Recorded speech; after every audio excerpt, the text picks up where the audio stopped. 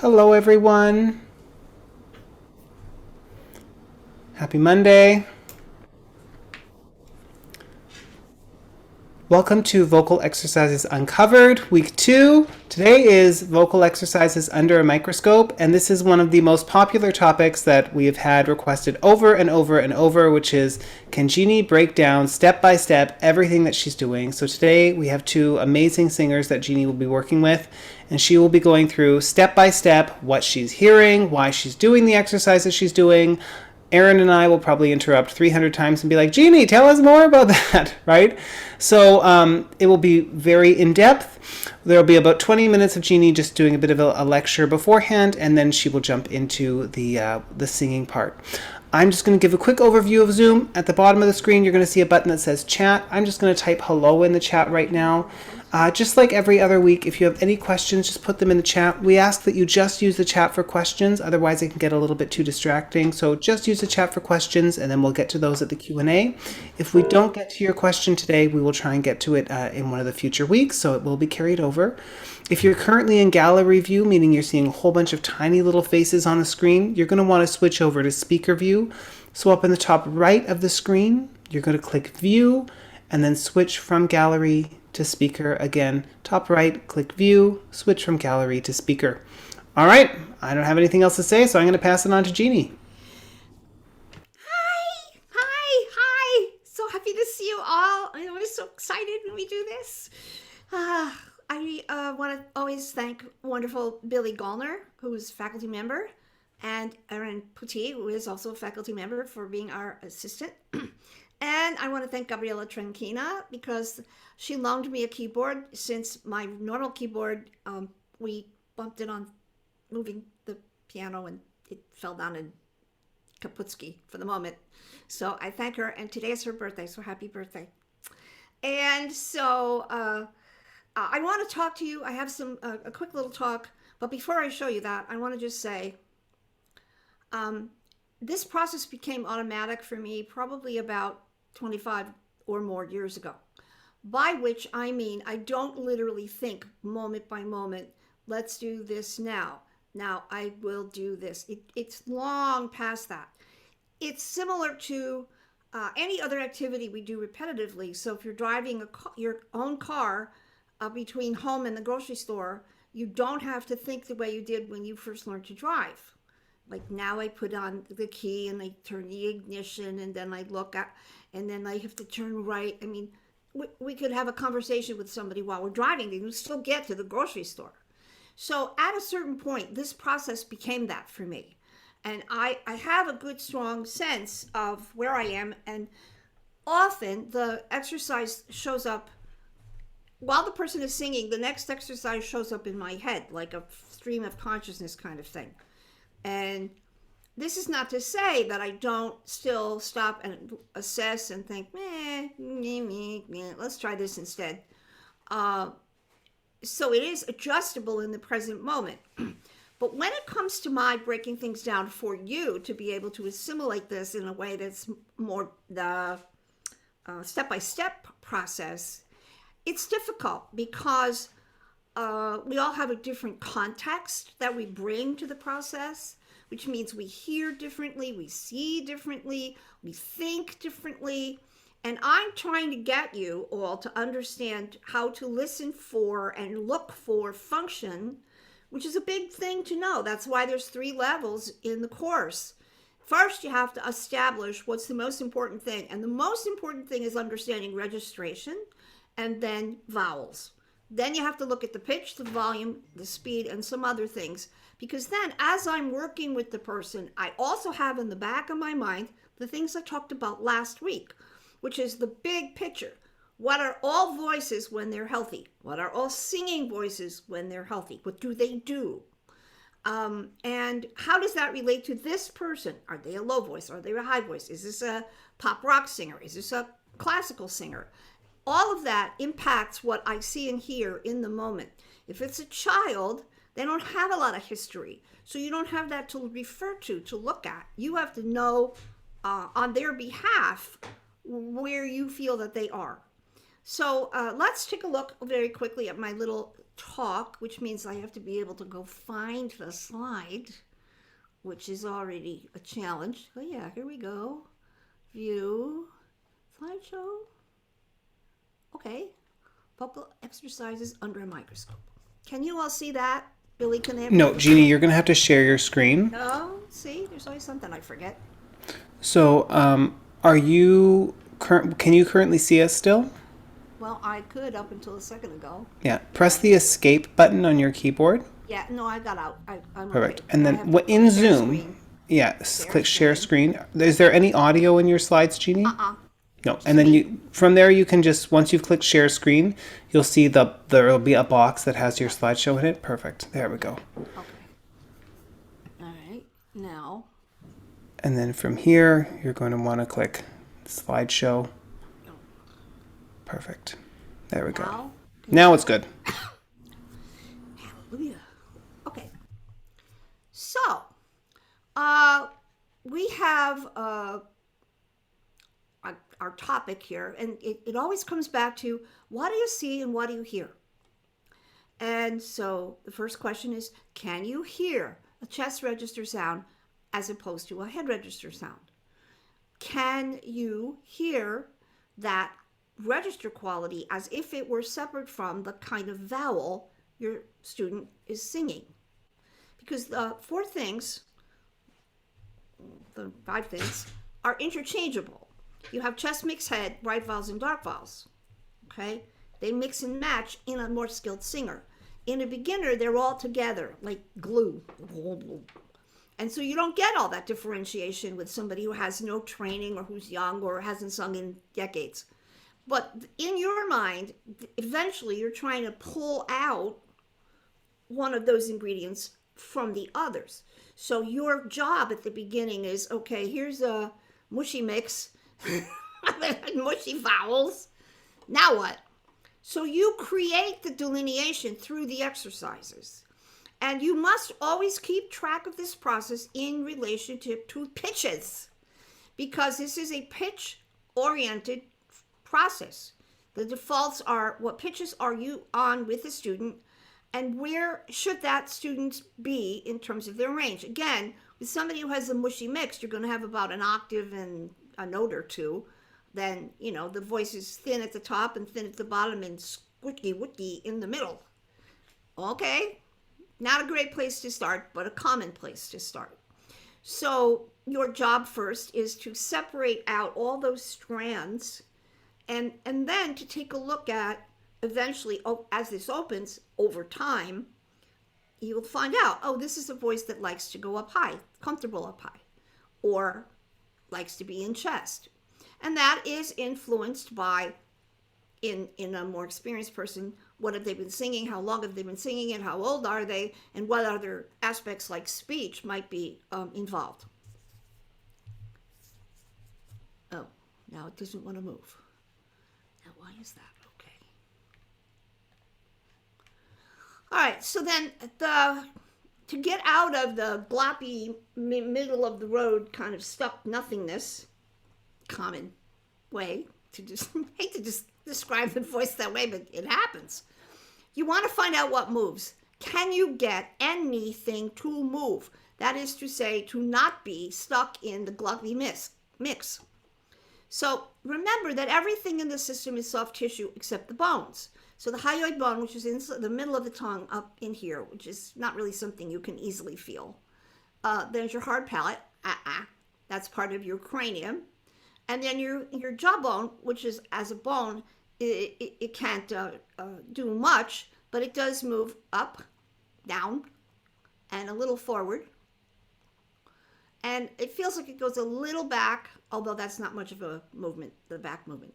And then you have your bones in your head, your cranial bones, that are up in this part of your body that don't change. So if you're going to get any kind of sound difference, if the output is going to be different than what you had in the first place, the stuff that can move has to be encouraged to move. So where do you start with that? Well, you start with the visual that you what does this person look like? What is their posture? Where's their head in relationship to their body? Mine is currently in front because of my chair. Bad. And then you have to start with the outside. Start with what the person looks in the mirror and they can see. Oh yeah, there's my mouth. Okay? Give the outside stimulus first. Then, as you do that, you still have to notice how much does it respond? What moves? How much does it move? Where does it move? And as that changes, what does that do to the sound? So if you say to a student, open your mouth, and it doesn't sound different, that wasn't necessarily a helpful command. For instance, ah, ah, ah.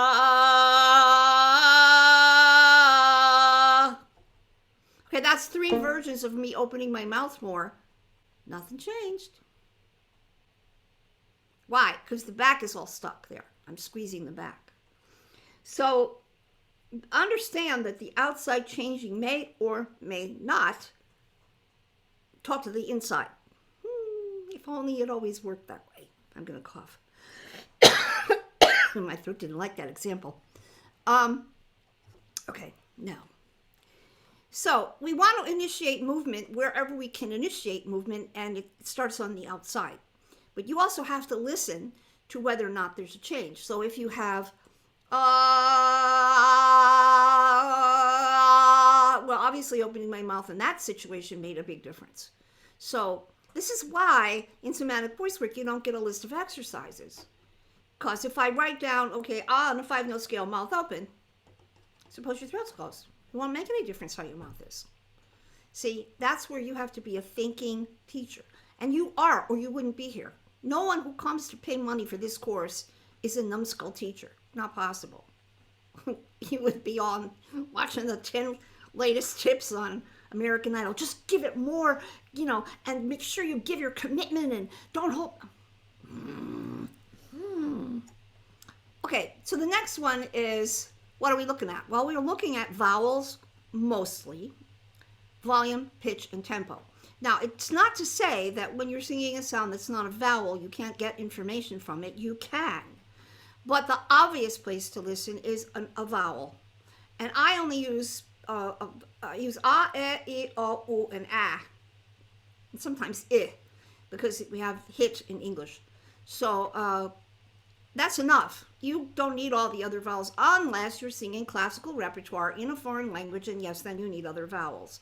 But from a functional standpoint, in terms of what the throat is doing, that's a bonus thing. That's a peripheral thing that you add on as you get more skilled. The warmer, darker vowel sound shapes theoretically are more internalized. The warmness or the darkness of it is the yawn-sigh quality, which, if you're lucky, will allow the tongue to relax and the larynx to rest slightly lower in the throat. Not a big, huge movement. It's a small movement. But going from bright to dark,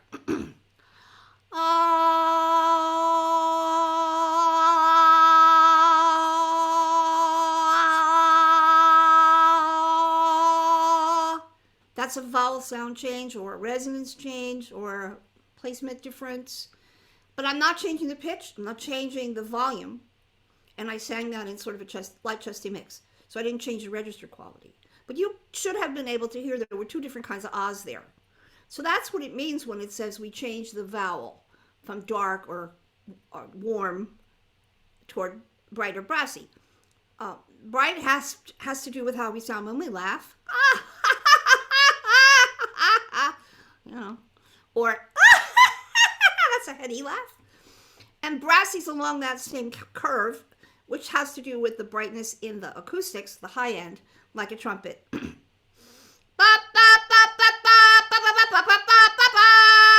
You hear that. And I'm not killing myself. That's loud, but I'm not killing myself, right? So those are acoustic behaviors in the vowel. That is actually separate from, I don't know if I can do it. That's not particularly strong because that's where the left vocal fold paresis issue is.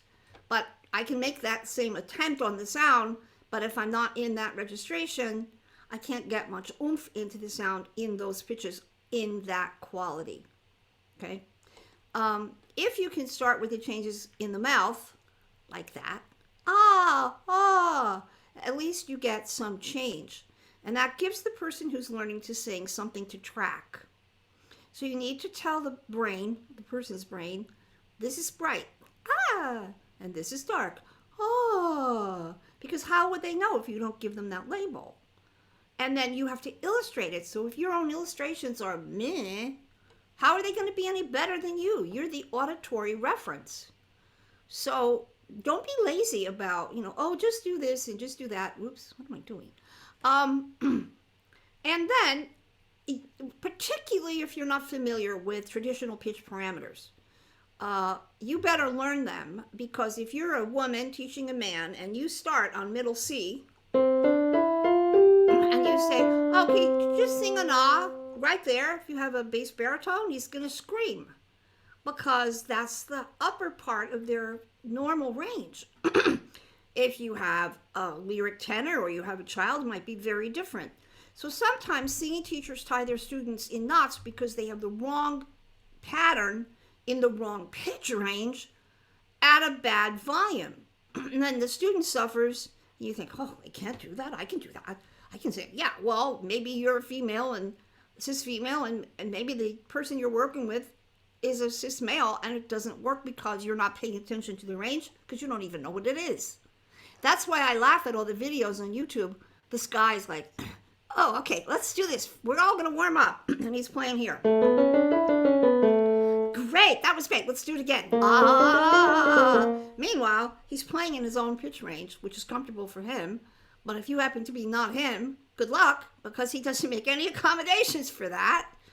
It's like, this is a pitched instrument. It's like saying a violin is the same as a viola, which is the same as a cello, which is the same as an upright bass. Not, just because they're stringed and they look alike. So we have an anatomy to consider, and in a student, especially a child, in the beginning, you don't necessarily expect miracles that they go super high and super low and super loud and super soft just cause. Okay? And then the tempo matters. So we want a walking tempo with most exercises. I'm walking. Maybe I'm late. I have to get to the appointment, and I'm going to go. If I'm really late, I'm going to go blah, blah, blah, blah, blah, blah, blah, blah. If I'm on the beach and I'm kicking the waves and I'm going slow, it might be. If we're going to incorporate the somatic response in the body, if you go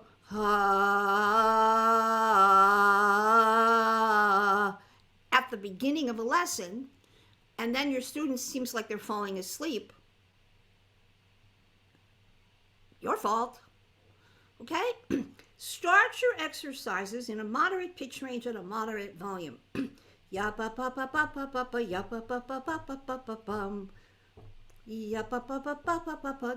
go real slow, and don't go like a maniac. No, in the middle.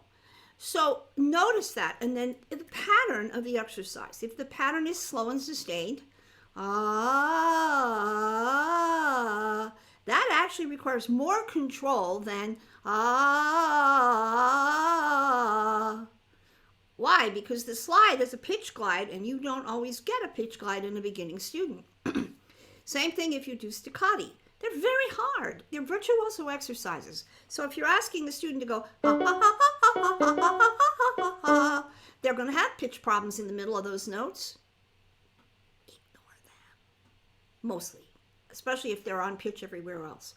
But each of the exercises has, at a certain speed, it has a response that it elicits. So you have to think about, what does the body do when it's excited? It goes faster. Okay? And what does it do when it's quiet? So if you're trying to wake up the voice, you don't go right away to slow. And if you have a lot of tension, a lot of like, go slow, take it easy, back and forth, up and down, which allows the breathing to change, right? You don't want to be always doing every exercise at the same tempo, regardless, because then you're not using the speed as a part of the process to help the student's body respond in a healthy way.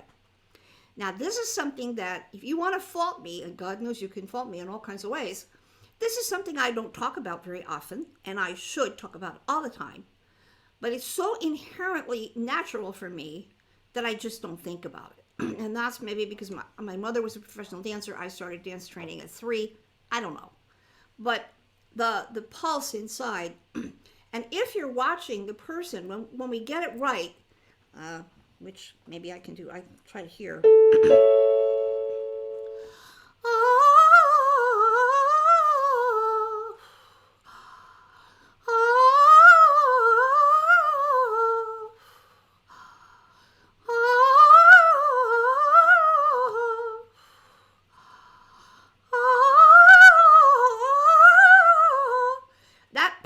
Where I sing, I inhale, I sing, I finish exhaling, I rest, I breathe in, becomes repetitious with I can do that for a long time.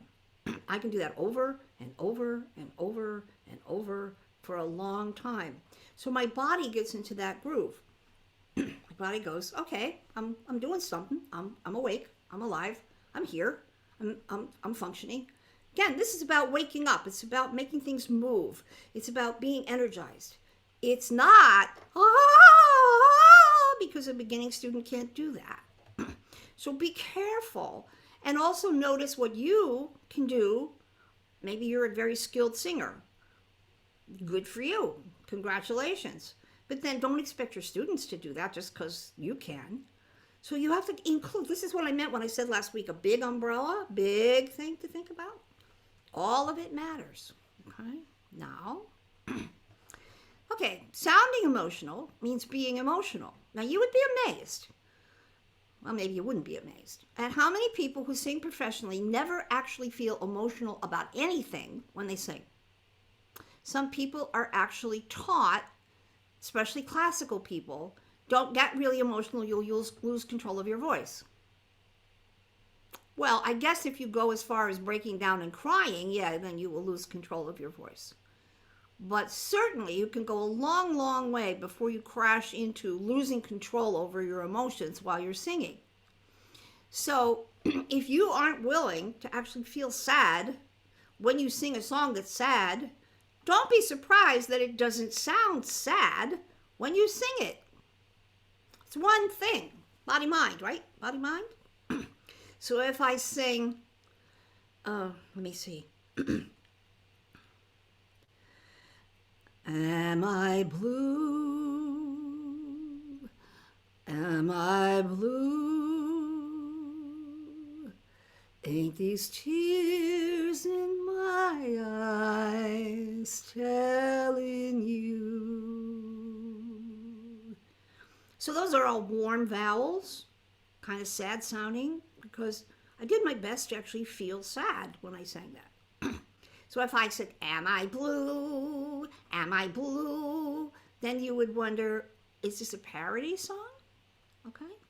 And if you're a person who can improvise, and I know many of you can, and you can do all kinds of things with the melody that I can't even begin to think about doing, you can't use that as a substitute for the sound itself having some emotional quality to it. So a lot of times people hide behind the fact that they can do all kinds of embellishments, but they don't mean anything. And even in classical music, if you're going to sing, it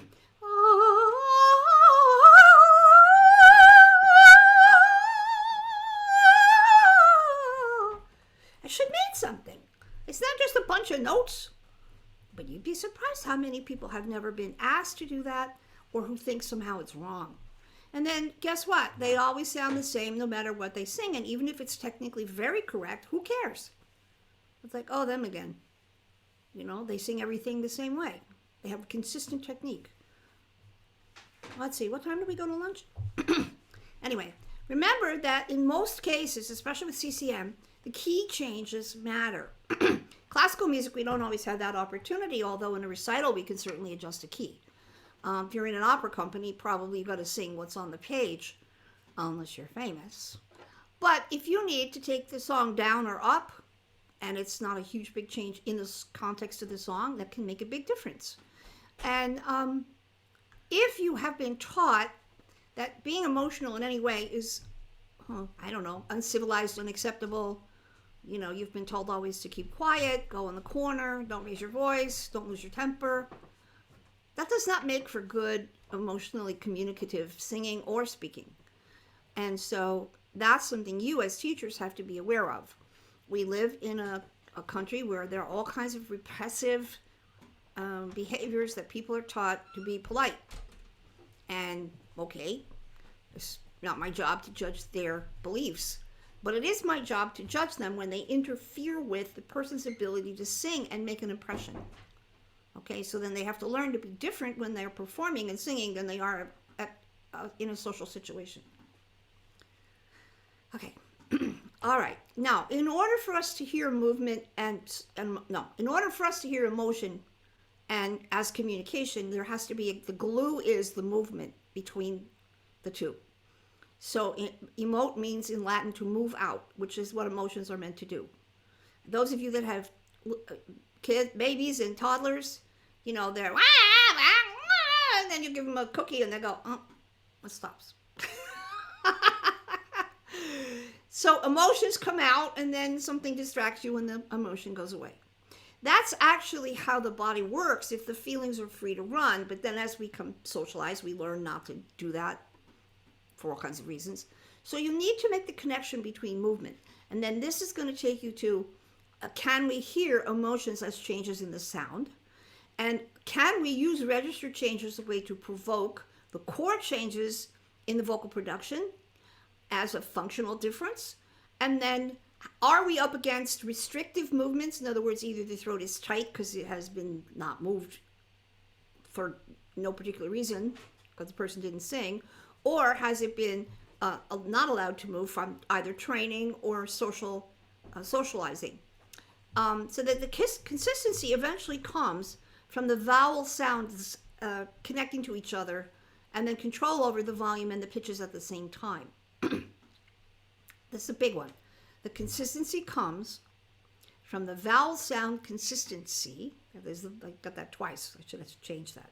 Vowel sound uniformity and control over the volume across multiple pitches. So I don't know that I can do it. I'm not particularly warmed up, but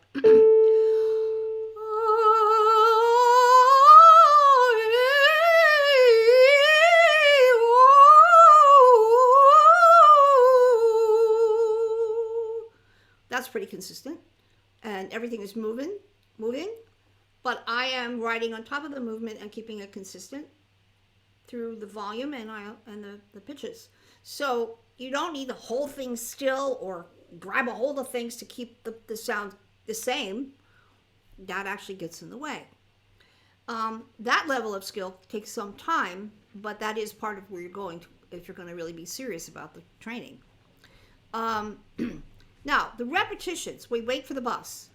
That matters. So once you get the student to make the sound that you are looking for, and you can say that, there, that's your head register, that's it, now you're in head register, good. Because the student goes, oh, this is head register, okay, I didn't know that. I thought that was head mix, or vice versa. So you say, great. And then you think of as many different kinds of exercises as you can to give the exercise time to work. They used to say in yoga class, you do the exercise, you do the asana and let the asana then do you. So if you are singing in head and you want to strengthen head, how many different kinds of ways can you stay in head? And if you have the second level solution sequence, it should be almost an unlimited number of exercises that you can concoct that are different versions of staying in head. Okay? If you're working with somebody that doesn't have much head register, in between you might have to stop. You might have to do something to break it up, give the throat a rest. And you have to be sensitive to volume. It could be too loud to sustain or not loud enough to sustain. And within one lesson, stay more or less in the direction of one function, especially with students if you're doing development or correction. So if you're teaching a student to have head register or to develop some chest, Think of many different ways to go about that. Break it up with moderate in between stuff like lip trills and tongue trills and straw phonation. Those are always useful, but they aren't particularly helpful in changing things. So, if you want to give the student a break, have them just go, something simple, because then you're going to go back to, woo, yee. And always try to plan in your mind when you get into the end of the lesson where the functional part is coming to an end, go back to balance. In other words, don't leave the person having sung in like 3 notes. Go through the whole machine. Go from low to middle to high on anything. You could go blah blah blah blah blah blah blah blah blah blah blah. Just go from low to let it run. Let it run. And end up with something that is, oh, there we go. We went through the middle, didn't crack too much. We got pretty high. Oh, you took a good breath. Good you. Good teacher, good student. Okay? Then, if you have a point where you think, okay, we're really doing great, and then all of a sudden, it's not working, and it's not working, and it's not working, when in doubt, stop. If there's a little GD icon you can keep on your shoulder, when in doubt, stop. Okay? If you spent more than 5 minutes on the same thing and it isn't getting anywhere, get out of there. It just might be it's the right exercise at the wrong time. Or it's the right exercise, what did I do? At the wrong disaster, woman. In the wrong way. So change it. Go someplace else. And please don't blame your student if it doesn't work. You can just say, well, we'll come back to that on another day. Ask the student. Now, I tried to show you that in as many different ways as I could think of. What do you think I asked you to do? Tell me. Or, what were you thinking about during that exercise? Oh, I really wasn't thinking because I had a fight with my boyfriend before I came to lesson. Oh, okay. Or, why do you think this is challenging you so much? We have talked about this before. Do you know what it is about this that's hard? Could you figure that out or tell me? Give me a hint? And is there something about this process here that is confusing, if you can? Well, my first teacher taught me that I should always make the sound go up behind my nose, and I don't know how to do that and do what you also wanted. Oh. Okay, well, how about we not worry about whether it goes up behind your nose and you just do what I asked? Just now, be in the present moment now and let what you learned before go for the moment? You don't know if you don't ask. Ask. Okay. And then, when you get to the end of the lesson, as you end, please always end on a positive note. Send the student out with a smile as much as possible. Now, of course, we're all human, and students are students, and that doesn't always work, but it's a good thing to strive for. So you say, great, today we got a major third higher in your head register. Did you know that? No. See, it was pretty easy to go up today, right? Oh. Your breathing today was a lot better. It was more coordinated. Yeah, I worked on it a lot. Well, you see, it worked. Oh, see, that was clear. In fact, you were clearer throughout your whole range today.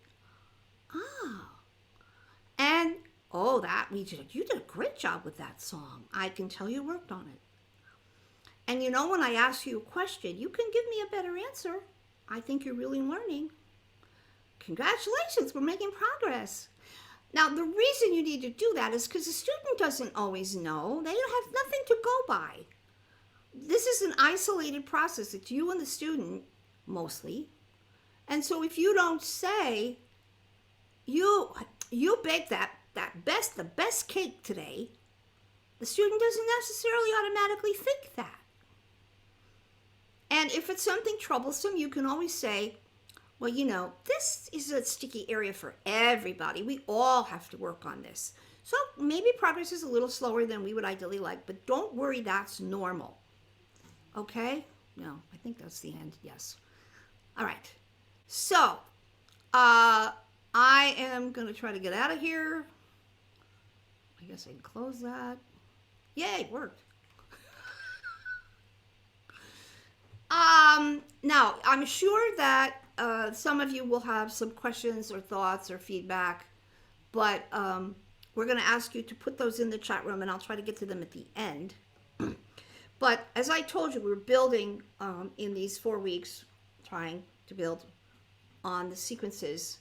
And this is a lot about how you think, what you see, what you hear, and then how you plug it in a useful, practical manner to who is working with you in front of you.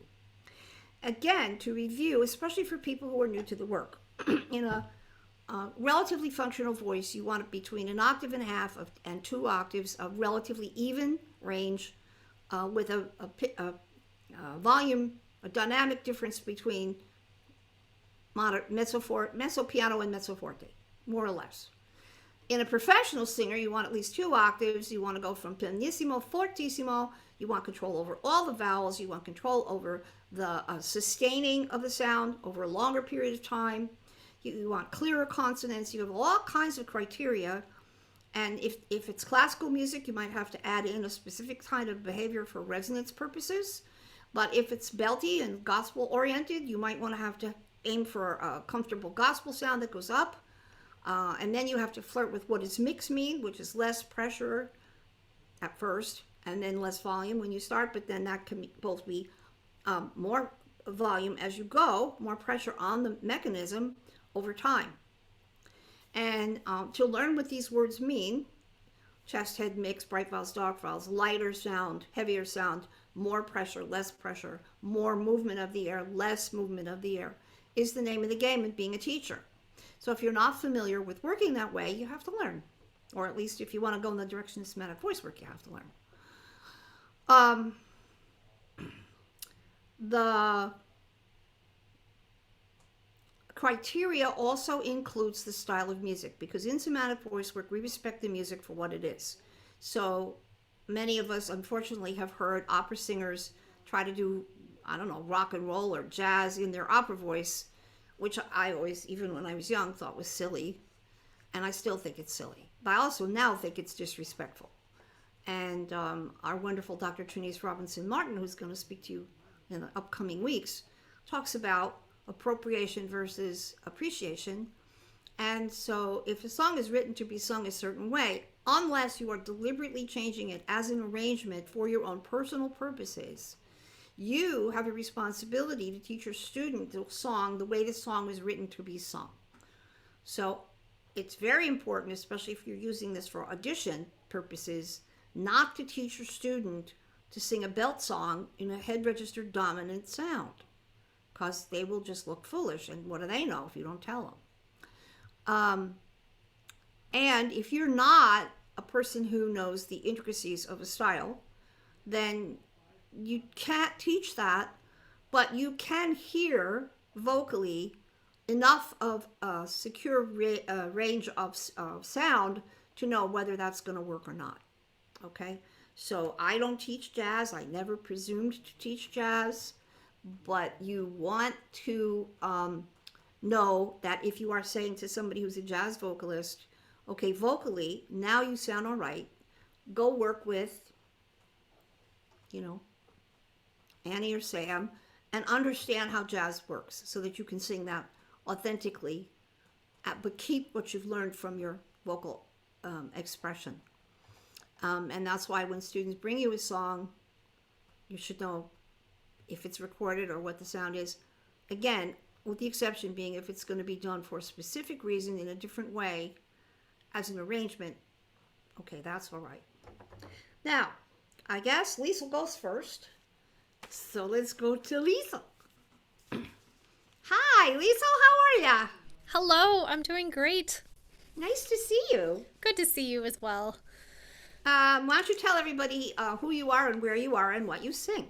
Okay, I'm Lisa Dromi. I'm in Northwest Arkansas at a very small private university where I've been teaching for 8 years. I teach a smattering of classical and musical theater and contemporary worship students primarily here. I teach voice and musical theater. I do musical theater productions as well. So I'm doing a lot of teaching, not as much performing, especially in the middle of COVID, but hopefully that might change soon. But yes, I'm a light lyric coloratura soprano. If you know what that is, I definitely have a strong classical background, but I have been learning to help my students with other styles as well. Right. Okay, so even if I'd never seen Liesl before, if she says to me, I'm a high soprano with classical background, I should be able to assume if I ask her to sing in head register in her upper middle pitches, that's going to be a walk in the park for her. And so this is part of my job, is to know that, right? So just for the sake of running the machine, turning the machine on and letting it go, let's do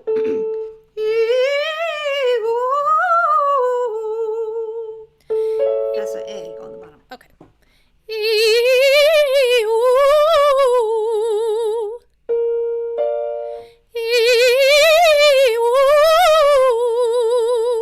So that's what I would expect to come out of somebody who said to me what she just did.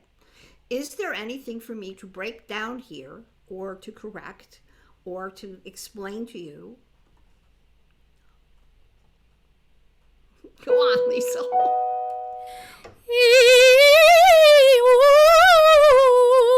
Good. Now get yourself all the way up to that fifth. Yeah.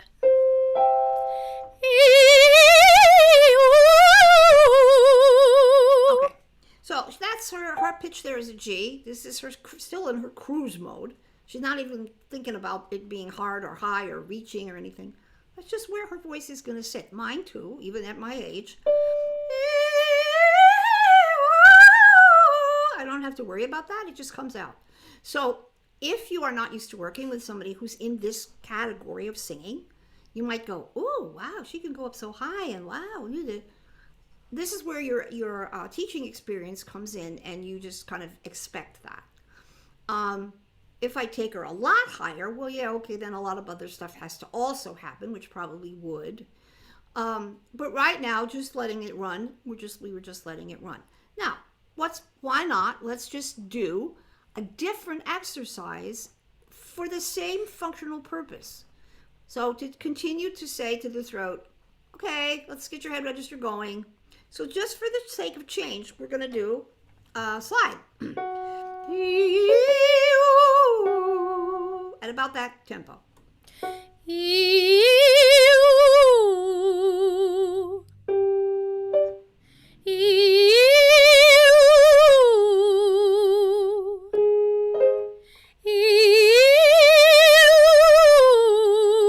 Now, just for the sake of a change, Lisa will do ooh first.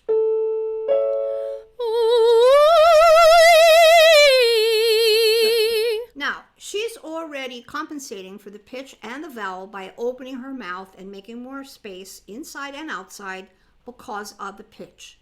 Okay? Now, if she were a beginning student, she might not be doing that, and then it wouldn't sound good. It would sound pinched.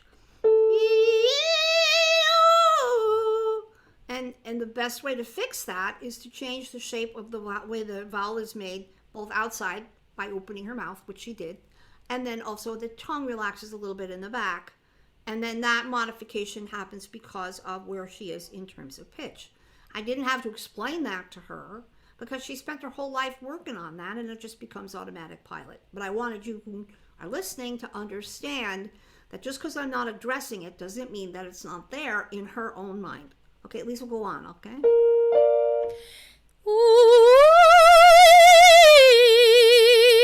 Okay, so that's what it means to have a little more openness in the vowel on the high note.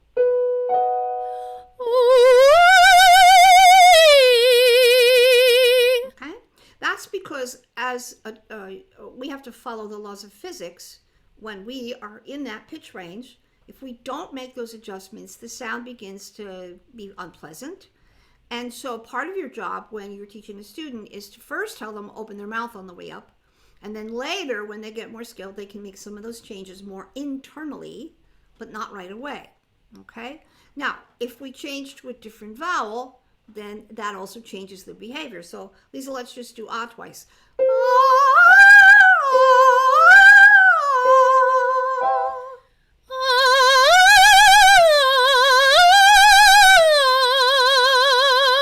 Okay, Now notice that Lisa's voice is bright and she's singing a bright vowel, but she isn't doing because I didn't ask her to.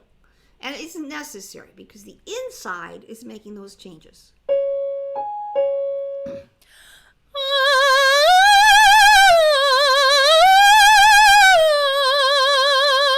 Right. Now, as we go up, Liesl, you might need to deliberately brighten the vowel just a little more so you can get up there. So think about that.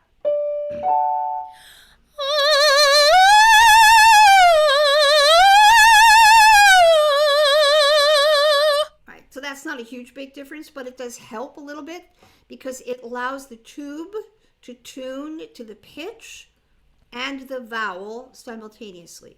So those of you that are into science, this is a way to move the first and second formants so that they are more in harmony with, or no, that's a bad choice of words, more in correspondence with the harmonics.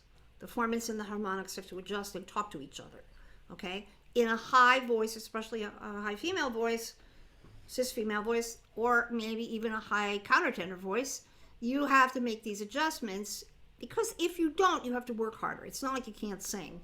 It's just that it's more work. So you want to go on a little more? Sure. Okay, so this is E flat to B flat.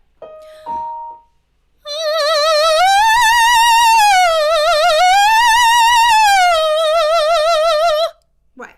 So this now becomes something that on the inhale, if you think, if she thinks, if I think, a little bit more of pleasant surprise, then you can come in that shape.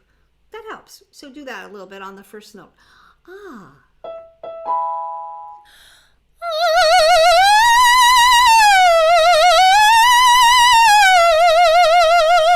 Okay, so how was that?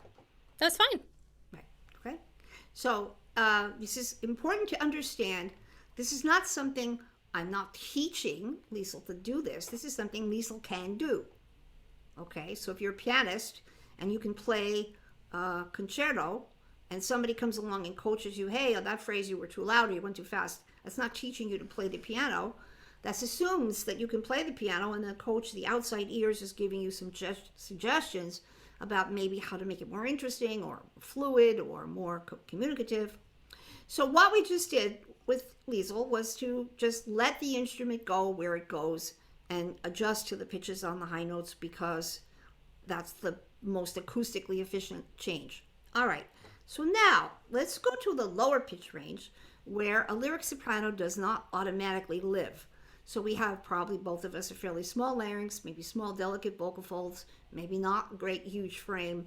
We don't know how big the lungs are, but probably, if you're a flute or a piccolo, you're not a bassoon.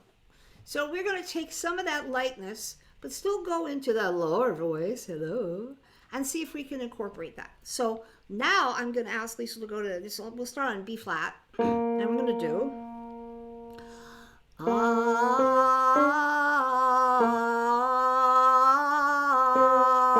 and that's probably on a volume like 1 to 10 volume. It's probably like a 3 or a 4. Okay. Okay.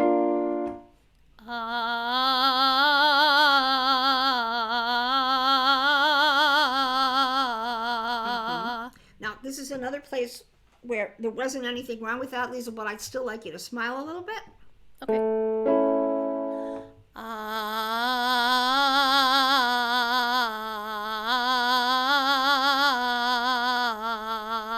Good. Let's get one more. That's A flat.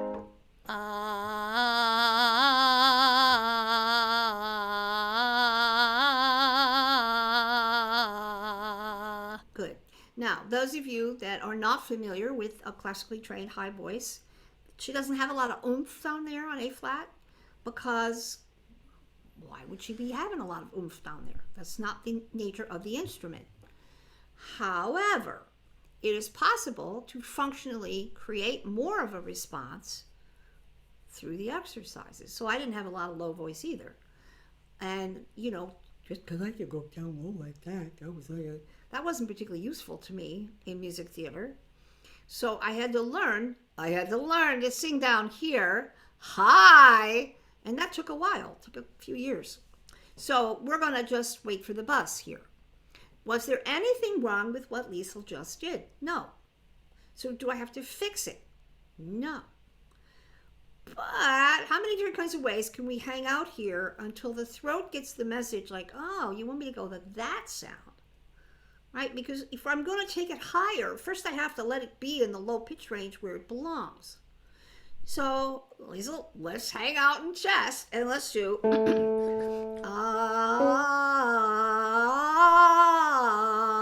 and you do it at whatever volume is comfortable, okay? Okay.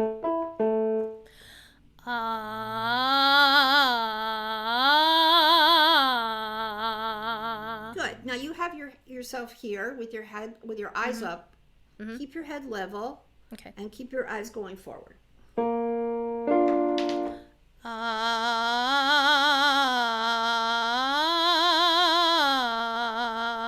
Good. See, now I can say to her, I remember when we met, she couldn't do this at all. Right? Nope. Right? Okay. So this is something that she has learned to do and is now much more comfortable with, as opposed to when she first met me and we were looking for chest and she's going, huh? What? Because in the repertoire that she was doing, she didn't need very much of that. Okay? So let's go on a little bit more. That's B on the bottom, middle B. Good.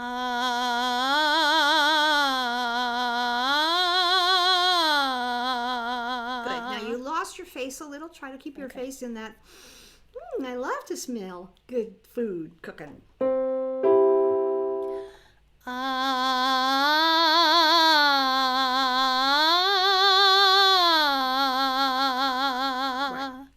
Now, a lot of you are going to listen to Liesl and go, but she's in head register.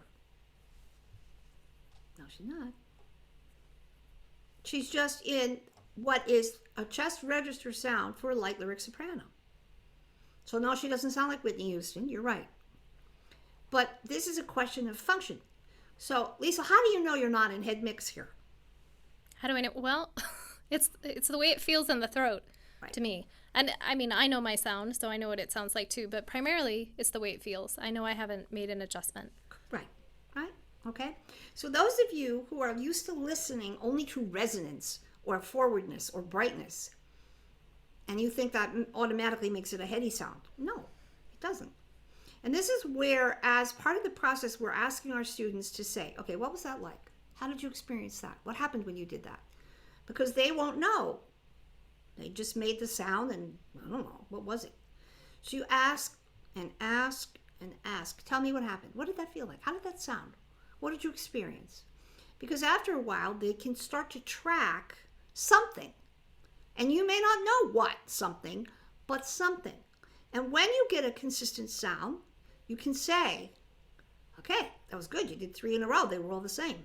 Yay. So the student can label the experience and put it in a file drawer. How we know what something is by knowing what it is not. We know up because we know down. We know forward because we know back. We know fast because we know slow. That is the nature of the duality universe in which we live while we're awake. Now, while we're asleep, that's something else.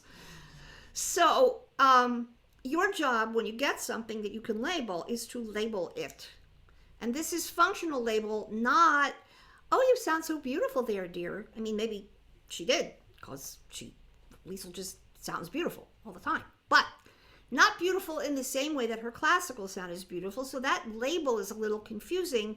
It's better to find a functional description until the student has a lot more experience. Okay? So anyway, Liesl, that was good.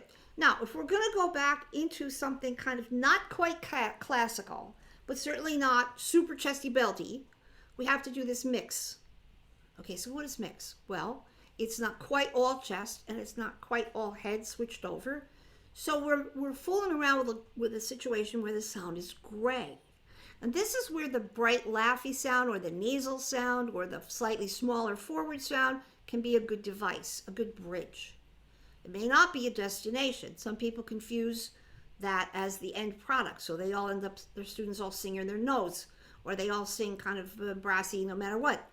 We only use it as an exercise. So we're going to try nya, because nya is smaller, but it still moves. And it can have an edgy quality without being super, super loud. So we're going to do nya, nya, nya, nya, nya, nya, nya, nya, nya, nya, nya, nya, nya. So this is ny, ah, and I'm moving both my jaw and my tongue, and I'm doing that at about a 5 or a 6 in terms of volume. So at least we'll try that. This is an A on the bottom. Nya nya nya nya nya nya nya nya nya nya nya nya nya. That's it. Okay, so now certainly if she's making that sound in an exercise, you don't come in and listen and go, oh, opera singer. Why? Because that's not how an opera singer sings, right? So this is important because the fear is, oh, I'm going to lose my technique. Okay, so Liesel, can you still sing classical music? I can. See? Right? So the reason that we don't lose that is because, well, first of all, we're not doing extremes. Secondly, we're asking the throat to acclimate itself to this slowly over time. Third, we're also telling the person to track. So it's one thing for it to feel weird, strange, unusual, peculiar, unpredictable. That's not the same as it feels. It hurts. It makes me tired. I can't sing the notes. That's the big stop sign. Something's wrong. Even if you do not know what it is, just stop. Okay? So she's fine. And so we're gonna wait for the bus. Nya nya nya nya nya nya nya nya nya nya nya nya. Nya nya nya nya nya nya nya nya nya nya nya nya nya. Okay. Nya nya nya nya nya nya nya nya nya nya nya nya nya. Right, one more. Nya nya nya nya nya nya nya nya nya nya nya nya. Good. Now, Liesel, I don't know if you're aware, but in the middle pitches around like the fifth, you're slightly off pitch. Do you hear that? Mm-hmm. Okay. Now, why is that? Because it's right in the middle of the break. So that the coordination in terms of the pitch here, which is a register issue, which is a vocal fold issue, sometimes those pitches are wonky. Does that mean that all of a sudden Liesel forgot how to listen to the sound? No. But those pitches are a little bit me. So I would just say to her, Liesel, pay attention to those middle pitches. They want to go their own way. Okay? So do it again. Nya nya nya nya nya nya nya nya nya nya nya nya. Right. Now, with a beginning student, they may not be able to just fix it like she just fixed it, because I said, try to fix it. They don't have that reference. But it is something you can hear, and you don't necessarily have to ignore it forever. You can say, let's work on those middle pitches a little bit, and see if the student can get a little better. And if they can't, come back to it and try it another way. Be aware that when there's a waffliness and it's pitchy, it's going to be either here or here, maybe here, over here, in those little mini passages. Billy, do you happen to have that pitch default section of the little mini passage? Yeah, give me 1 second to pull that up. Okay. I'm going to show you what I'm talking about. If you do the training, you get a sheet called the pitch default sheet. And that's put in there because I didn't know until I was teaching about 6 or 7 years that even the classical people who had gone through training and had either emphasis or actually degree in pedagogy had never seen this. And so that's a real problem because if you don't understand what the pitch is, the pitch expectations are for trained voice, and I'm talking to you about the middle pitch for a baritone range, and you don't know what that is, that's a big deficit. And so here we're talking about the mini passaggi, which are the little segments every fourth or fifth across the whole range of human beings, where the tube has to accommodate a difference because of the laws of physics. And so that's where a little tiny bit of adjustment, one way or the other, can put you back on pitch. So the primary, in the traditional training, the primary or the primo passaggio is between D and A, or B, more or less, right here. Okay? So if you're singing an E, it's going to want to change a little bit on the lower side. If you're singing an A, it's going to change a little bit higher. But that's kind of where everybody has the tendency to either scream or crack. So this passaggio and the way to work through it is a big aspect of functional training. Here, the next secondary register adjustments, as I said, approximately every fourth or so. So it starts down here with the low basses, F, G, with a B, C, and E, F, and B, C, and then E, F, B, C, E, F, B, C, E, F. And that's the place where what we just heard with Liesel, where that little moment where the pitch was slightly not where it needs to go, falls into these almost all the time, 95% of the time. So please don't hammer your student like they're not listening to the pitch. They probably are. But the coordination is very complex. You're tuning the pitch and the vowel to the volume. Okay? That's 3 things to coordinate in a microsecond. Does take work. Okay? And if you do the training, you get the whole big long sheet with all the different defaults on it as a part of the course materials. Thank you, Billy. All right, so now, Lisa, let's do a little bit of because is a good middle of the road vowel. It's not way forward, it's not way back, it's right in the middle in the mouth. And the tongue can sit in a nice neutral place. And we're going to do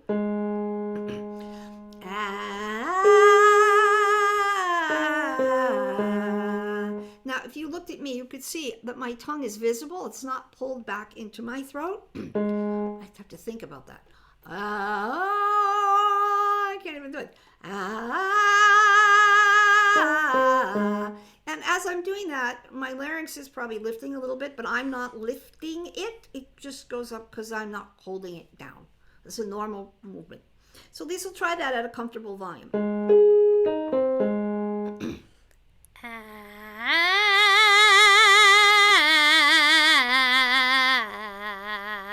Okay, so you want to start at whatever moderate volume you can manage and slide all the way through. Do it a little softer. Okay. Try to find chestiness on the bottom.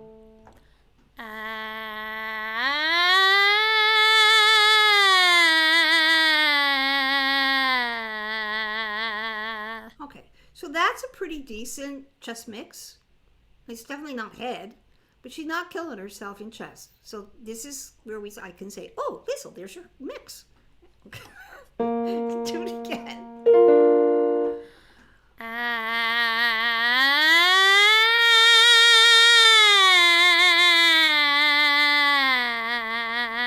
Okay. So how comfortable is that? It's, well, on the upper end, it's more comfortable. The lower pitch is a little, shifty to find that more in chest. Yeah, it's a little harder to do the bottom than the top, right? Mm-hmm. Yep, so for sure. Come in on the bottom, not quite so bright.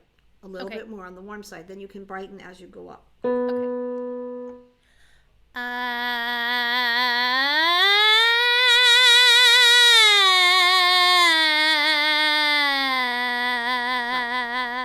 Now, Liesl, you may not be able to answer this because, it's a little bit of a, I guess, a little bit out in left field question, but do you know why I asked you to slide? I would guess that you wanted me to stay on the chestier side and starting in chest and sliding rather than just popping up there would help me stay more connected. That's it. That's the answer. It's because it keeps the sound going in the place we started. Mm-hmm. So the slide becomes a technical device to sustain the same position in the throat. If you hop up, you might still be there, but then that's asking a lot for the throat because you're asking it to change from one position to another, and maybe the position you're changing to is not the one you want. So here we're using the slide as a way to regulate the amount of pressure on the larynx in the vocal fold configuration that says more chest or more full fold, right? So here,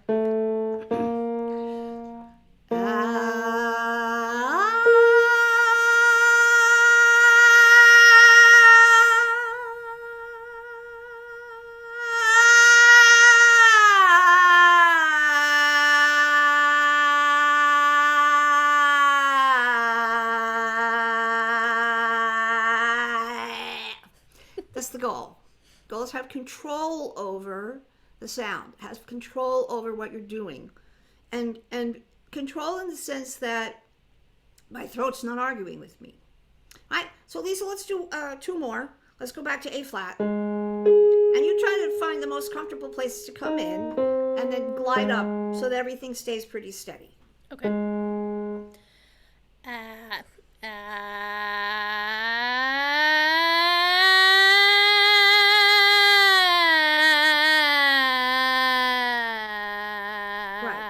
Right. So you got to be nice to the bottom because your throat's always going to say to you, what?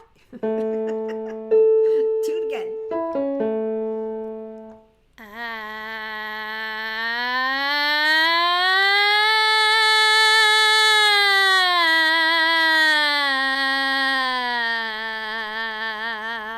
Yeah, those are good. One more.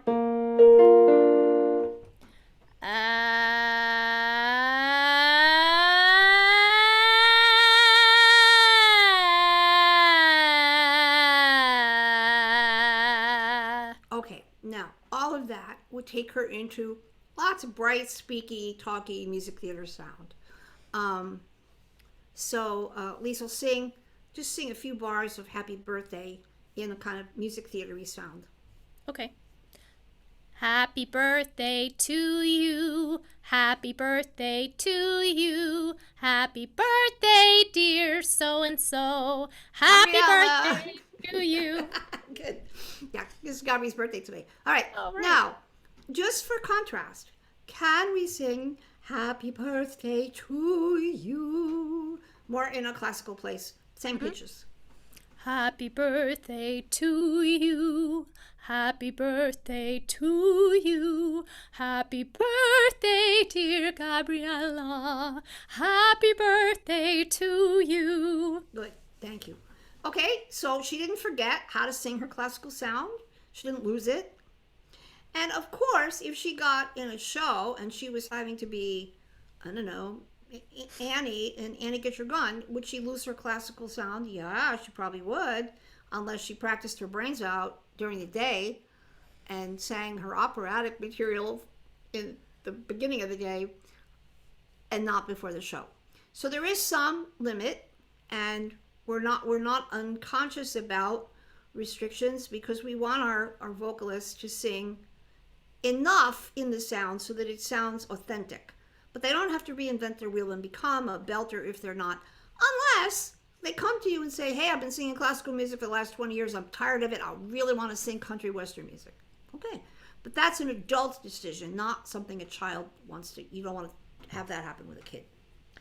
All right, Lisa, have you got any questions, thoughts, comments, feedback? Thank you so much. Well, thank you. You can tell I was living in my head register a lot today, so that was good to bring it back down. I know, but it worked. We got there. It was perfect. Yeah. Thank you so much. Thank you really so much. Thank you. All right, now we have to go to Jason Burrow, and he's in Arkansas too. So tell us about where you are and what you do. Hey there. Actually, Lisa and I are about 30 or 40 minutes away, but we're both so busy we never get to hang out, so we're doing that soon. I'm a professor at the University of Arkansas in the theater department, the musical theater person there, so I music direct everything in our department, and I teach voice to our students, and I get to work with, there's a local equity theater here called Theater Squared, and I'm really lucky and get to do all of their musicals, and I get to sing whenever I can find a place to do that and work with high schools around, and I'll do anything anybody will pay me to do. Even this. Okay. So, by self-description, are you a baritone, a tenor? What are you? I think at this point I call myself a baritone because I live in that musical theater world. When I was in college, it was definitely like, so I've got this low C that I can't do anything with, and I don't really have anything high, but you're telling me I'm a tenor, and it has totally gone up in my, but it's kind of settled in that like high middle range. It likes to go up and hit a little high note and then come back to middle land. Right. Okay. So, for those of you that are watching, in music theater, there is a category called barytenor, which is not quite a baritone and not quite a full high tenor. And a lot of contemporary musicals live in that place. So with the male voice, you want to have to think, and we're speaking mostly now cis male, we're talking about that. You want to think, how much head can you get in those high notes without having it be so heady that it sounds like falsetto? And then how much speaking voice quality or chest register or thyroretinoid or whatever can you get away with that has substance and has some firmness? And this is a lot of trial and error here.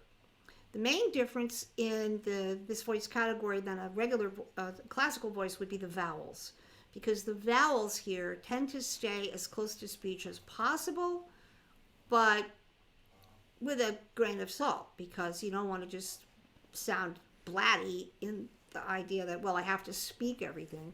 You can adjust a little, provided that you haven't adjusted so much that we have no chance of hearing the words. This is also affected by the kind of music it is. A lot of this music is written very poorly for the voice. It's written by people who have no clue that the voice is an acoustic instrument. They just write. And then if you can't sing it, they blame you, when it's really their writing which is at fault. Terrible writing. So when I would work with somebody like Jason, is having a chance to get used to their voice, I would say, okay, let's warm up a little bit on the lower middle side, which would be maybe like around D or E 3, right? I have to think, because I'm on, this keyboard is slightly shifted to the left because it's positioned funny and I lose track of where am I. Okay, let's do here. Let's just do ah, not too loud, not too soft.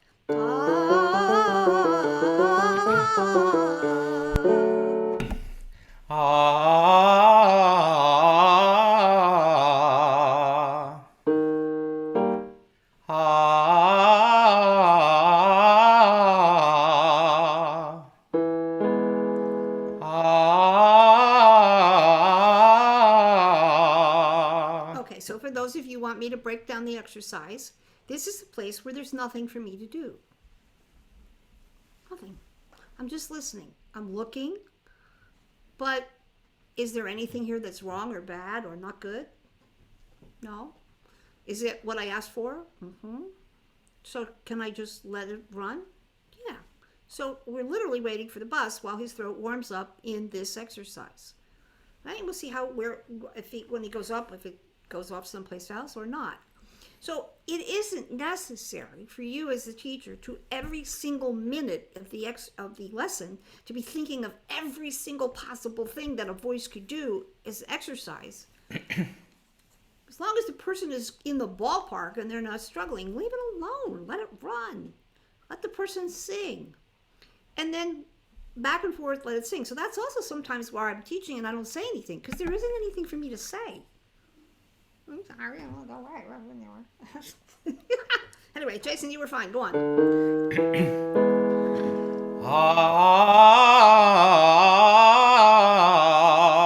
Okay, now the same thing I said to Liesl. Don't lose your face, huh?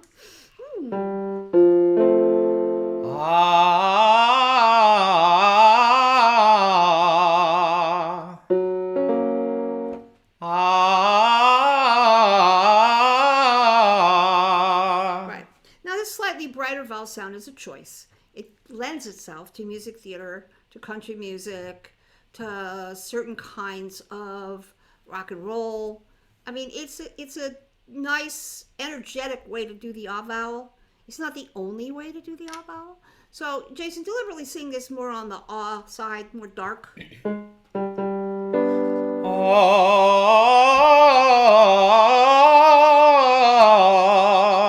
me warm that up a second. Yeah, but that's not necessarily much of a difference in terms of register or vowels. It's just a shape change in the mouth and in the back of the mouth, okay? Go on, stay in that darker sound.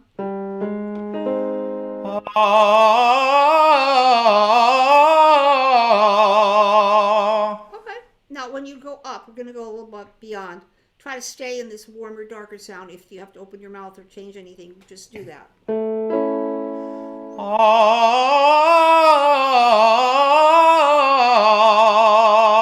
Okay, so that's your E. See if you can stay there without having it kick, and go one more. Yeah. Keep the volume at whatever level it helps to do it at.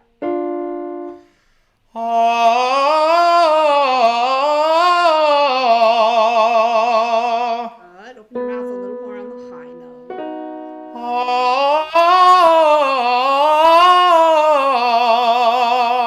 Okay, now can you sing that one also on the brighter side?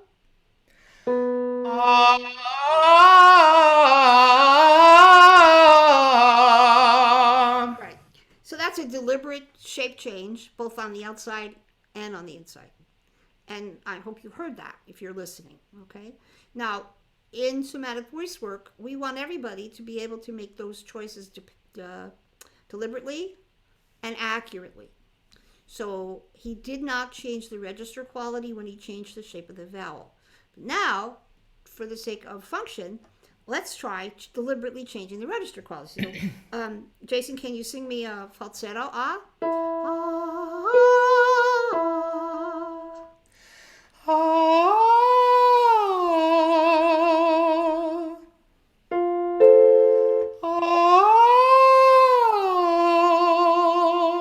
Okay. Now, that is a vocal fold difference, a laryngeal difference, a breath difference, and a shape difference. So the whole system is in a different configuration here. Is he struggling to do that? Mm-mm. Is he having to think about it, work on it? Yeah, of course. He's not. He doesn't talk there. So whenever we go outside of speech, if we go anywhere that we don't speak, we're taking the voice someplace where it doesn't live. So it takes a longer time, more repetitions over more days, weeks, months, years, for the throat to be able to stay in that configuration without thinking about it. So I always use dance here as an example because I started as a dancer. So a prima ballerina could come here and we could have a conversation while her leg was up in the air or she was in an arabesque and she could be talking about what she did for lunch. It wouldn't bother that person. She wouldn't be in pain. She wouldn't be struggling. So as a trained voice, if you have spent your years and years and years going, ah, well, I don't have to think about that. But that happens over time. So here, Jason is doing functionally a falsetto sound because I asked him to, and because he knows what that is, and he's been able to find it and isolate it, so he knows how to access it. So then when we run it, we're just running it to wake it up and strengthen it and make it be present, even if he's not going to sing up there, just for exercise purposes. So Jason, do it again, please. Okay,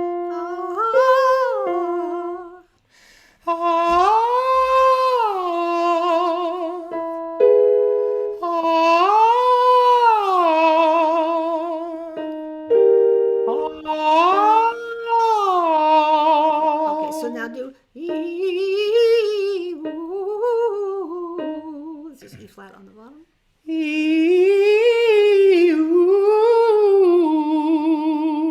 Okay, now is that falsetto? Oh, come on. Maybe. You want me to do it again? No, I just wanted you to say it's not just register. It's not. I thought we were gonna split hairs between head and head mix. Yes, it's falsetto. Well, I mean, I could be really like super bitch and say make it really like, can you make your falsetto more mixy? But I mean, really, people, if you're teaching, don't do that. That's like silly. If it's louder, it's mixier because it's louder. Okay. But in the meantime, does he look like he's comfortable? Yes. Does he sound like he's comfortable? Yes. It could be plaid. I don't care what it is. I don't care if it's falsetto or falsetto mix or reinforced falsetto or head register or plaid. Whatever it was, it's good for the purposes of exercise. And it did its job. So do E-oo again. E-oo. Still on the falsetto side. Yeah. Yeah,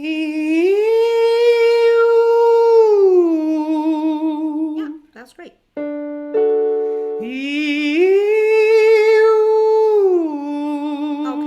Now, after a while, most, even young people, especially with young men whose voices have changed, can learn to negotiate this pretty well.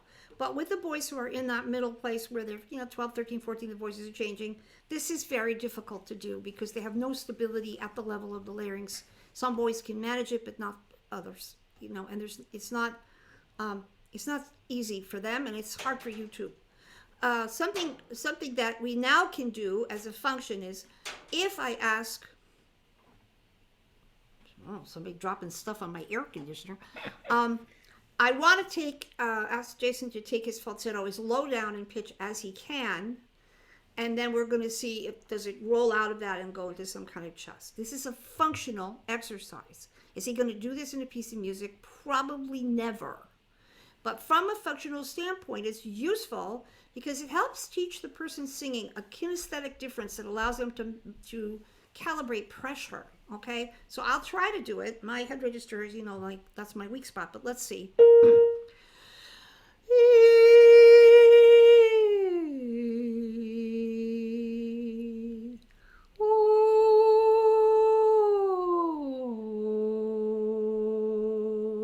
So now that's about as heady as I can roll on that low note.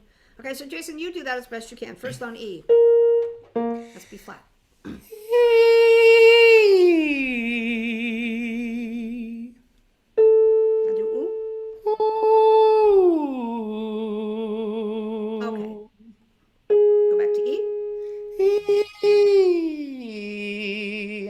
Also keep it there if we want. I mean, if you can.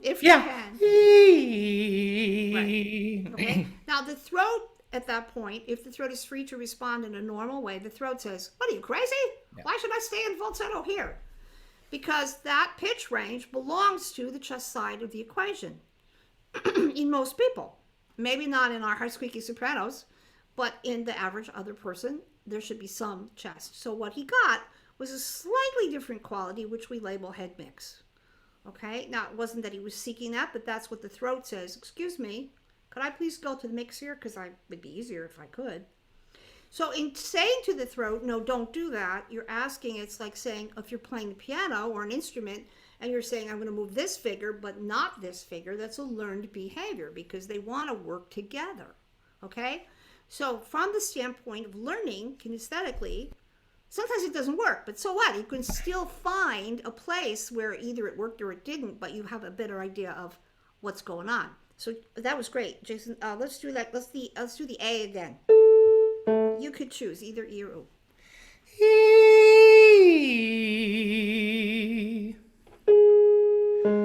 Ooh.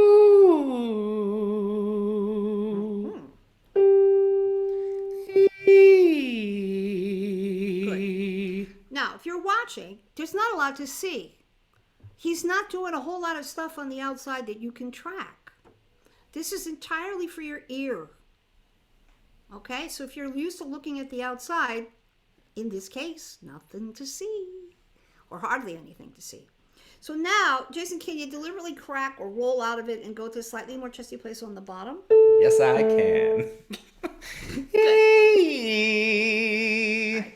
So then the bottom sound has a little more intensity, has a little bit more firmness, probably a tiny bit louder. Some people would say, oh, now it has more core.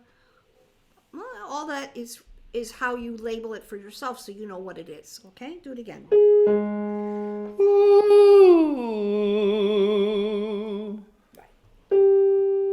G. Right. Okay. Now, as an exercise, if we think, okay, that makes the bottom note more mixy. Is it head mixy or chest mixy? I don't know. So let's do.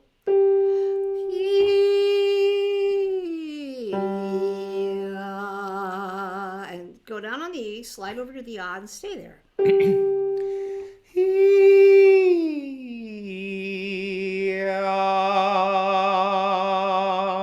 Okay, now when you went from the E to the A, did you deliberately change anything? Not deliberately. It might have gotten just a little bit louder, but I didn't deliberately do that. Okay. So then we could assume that the E was in chest mix because he didn't change it when he went to the A. Even if you didn't think he was in chest mix, you thought he was in head mix. How do you know? The A tells us. The A there said, I'm already here. Why should I go someplace else? So those of you that are not used to listening this way and are getting used to it, that's always a litmus test. Ask the student to get louder. Whatever position they're in, when they get louder, that's what you'll get. And this is part of the new way of describing things using mode 1, mode 2, mode 3, mode 4, where they say, you're either in chest or you're in head, and the rest is resonance difference. Maybe. I'm not convinced that that's the case. But that is what they are preaching at the moment. And you could make an argument for the fact that when Jason went down, even though he started in a very falsetto heady place and he carried it down as well as possible, there's still a mechanism in the machine itself that says, I want to go somewhere else. So if we respect that, which we try to do, then when you go to change only the vowel, it's already going to go where it's set up to go from that entrance, right? From where that pitch is. And so this is a very crucial ingredient in terms of hearing and also feeling, because the singer has to calibrate how much pressure is on the sound. And so this is a way to help the student measure that out, and also for you to test out what you hear, because it takes a while before you get these small differences in the mix he plays. What happens if you go down on, you start on the ah and you go down on the ah?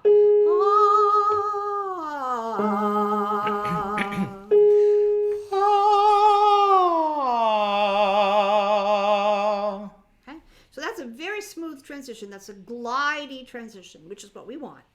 And it's a little easier to do that coming down from head into chest than to start in chest and go up to head, but eventually you can get it so that it's the same either way. Do one more.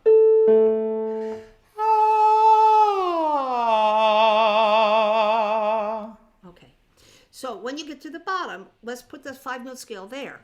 Okay,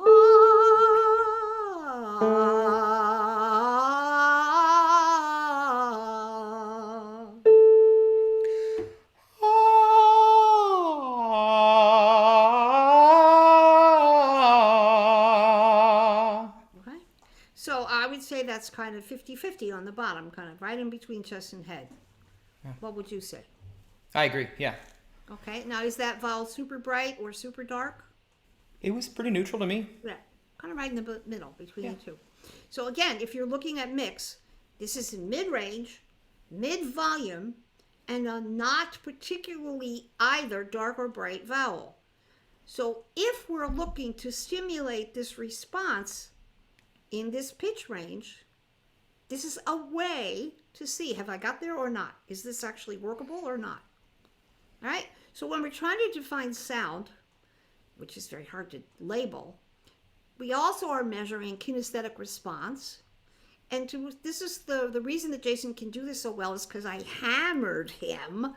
This is not only falsetto when you're in the mix, because that's how it felt compared to his full chesty sound. Now he doesn't have that confusion, he's learned.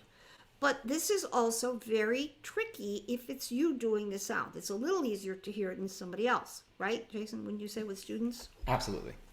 Okay, so now let's go ahead and work on this more brassy sound with the idea that a lot of the times in music theater, that's a helpful quality to have, particularly as you're going to go up. So we're not trying to sound, oh, kind of classical. We're trying to go, more like that.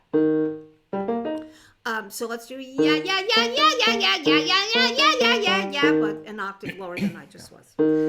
Yeah, yeah, yeah, yeah, yeah, yeah, yeah, yeah, yeah, yeah, yeah, yeah, yeah. Yep. Yeah, yeah, yeah, yeah, yeah, yeah, yeah, yeah, yeah, yeah, yeah, yeah, yeah. Good. Yeah, yeah, yeah, yeah, yeah, yeah, yeah, yeah, yeah, yeah, yeah, yeah, yeah. Okay, now, this does not sound in the traditional sense, the old idea of, oh, how beautiful the tone is. Because we're not looking for that. What we're looking for is something that's closer to speech, more literal, bright and energetic, you could say maybe brassy, and comfortable. Okay, so does that, what Jason just did, fit into those criteria? I think so. What do you think, Jason? Was it okay? Yeah, oh, absolutely. Okay, so now we're going to go on. We're crossing up. Now on the high, we're going across the break. So it could get wonky, it could get cracky, it could get something. We don't know.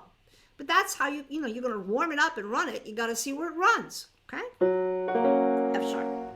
Yeah, yeah, yeah, yeah, yeah, yeah, yeah, yeah, yeah, yeah, yeah, yeah, yeah. Okay, now for my ear, the back could be moving a little, so do glay glay. Glay, glay, glay, glay, glay, glay, glay, glay, glay, glay, glay, glay, glay. Good. Now make sure the bottom doesn't lose your connection to speaky chest. Glay, Glay, glay, glay, glay, glay, glay, glay, glay, glay, glay, glay, glay, glay. Right. Right. So now A flat, again, that's another break, right? So that's that mini passaggi place. It says, really? You want me to stay here? Huh. So this is a place where I would say make the high vowel a little more open. So glay, glay, glay, glay, glay, glay, glay, glay, glay, glay, glay, glay, glay. Now you don't have to go as far as I just did, but go a little bit, give your throat a little bit of help and go a little bit more open. Yeah. Glay, glay, glay, glay, glay, glay, glay, glay, glay, glay, glay, glay, glay. Right. So you don't need all that much brightness up there because you already got a lot of that. Yeah. So make it a little bit more on the warmer side. And do the bottom in a nice solid first note.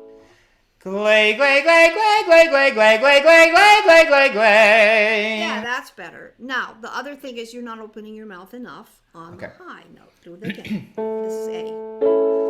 Glay, glay, glay, glay, glay, glay, glay, glay, glay, glay, glay, glay, glay. Okay, so now with taking some of that flavor, we're going to do ah, but deliberately on the brighter side, but not so bright that the high note is like, meh. Yeah. So we're going to do ah.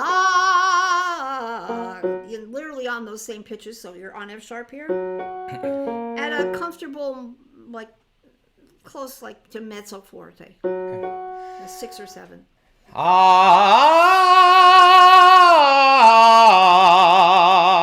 Okay, so this is a place where the vowel matters.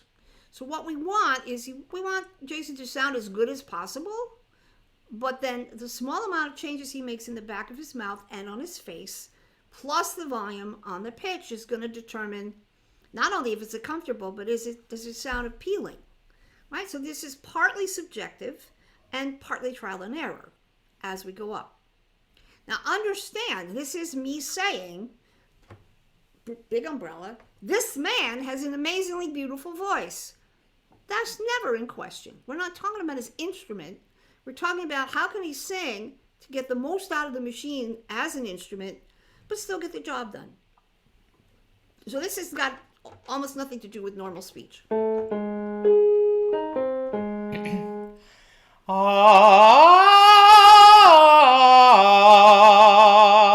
That's good. Now, as you go up, think about what's the best shape for you to make up there and see if you can get yourself to do it. Okay.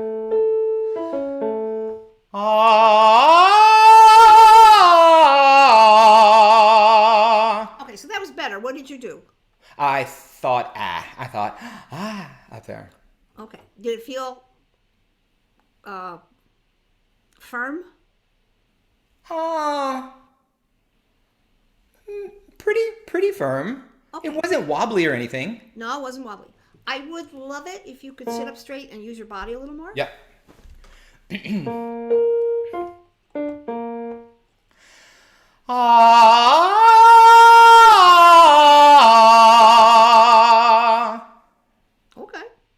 Do it again so you can figure out exactly where that ah was on top. Okay.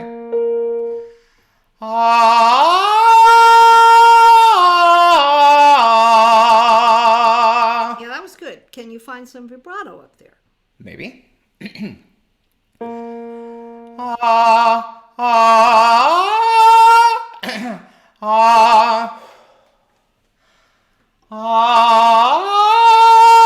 Could I even find the sound again? Here we go. Let me try it again. Okay. So wait. So this is a place where the glottal resistance, that is to say the vocal fold behavior, has to be so that there's not any extra air getting out, but you're not squeezing anything. Yeah, thanks for sharing, Jeannie. How do we do that? Okay. Yeah, exactly. One way maybe we could give your throat a little bit of a help is to say, all right, since it's kind of now deciding it's going to get a little tired here, to get a little more resistance, glottal resistance, do the NG. And try to keep the sound as pressured and even as you can, even if it kicks.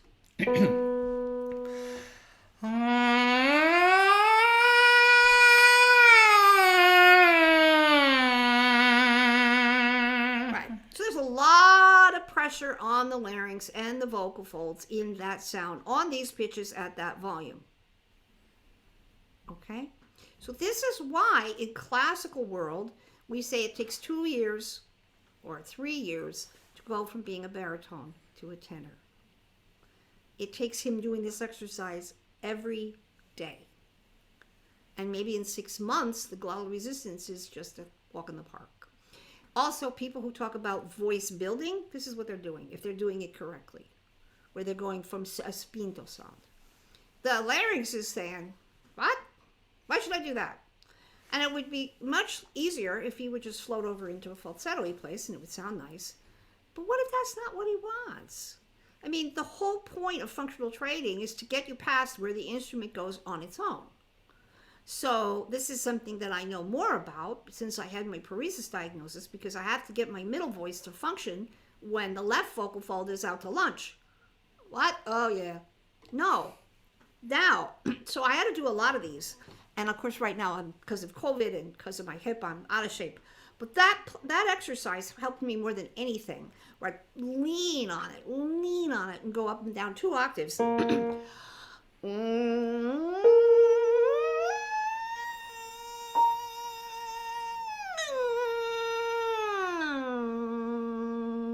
And it would make noise and kick and pull, but it didn't hurt. It just was difficult to do. And so in a way, that's similar to what we're asking Jason to do. Do it again.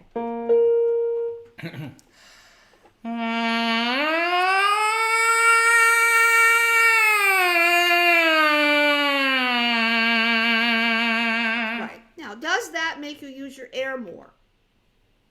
Make me use my... The pressure feels very consistent. The belly pressure, the like underneath feels very consistent, but not flowy more. It's less flowy. Right.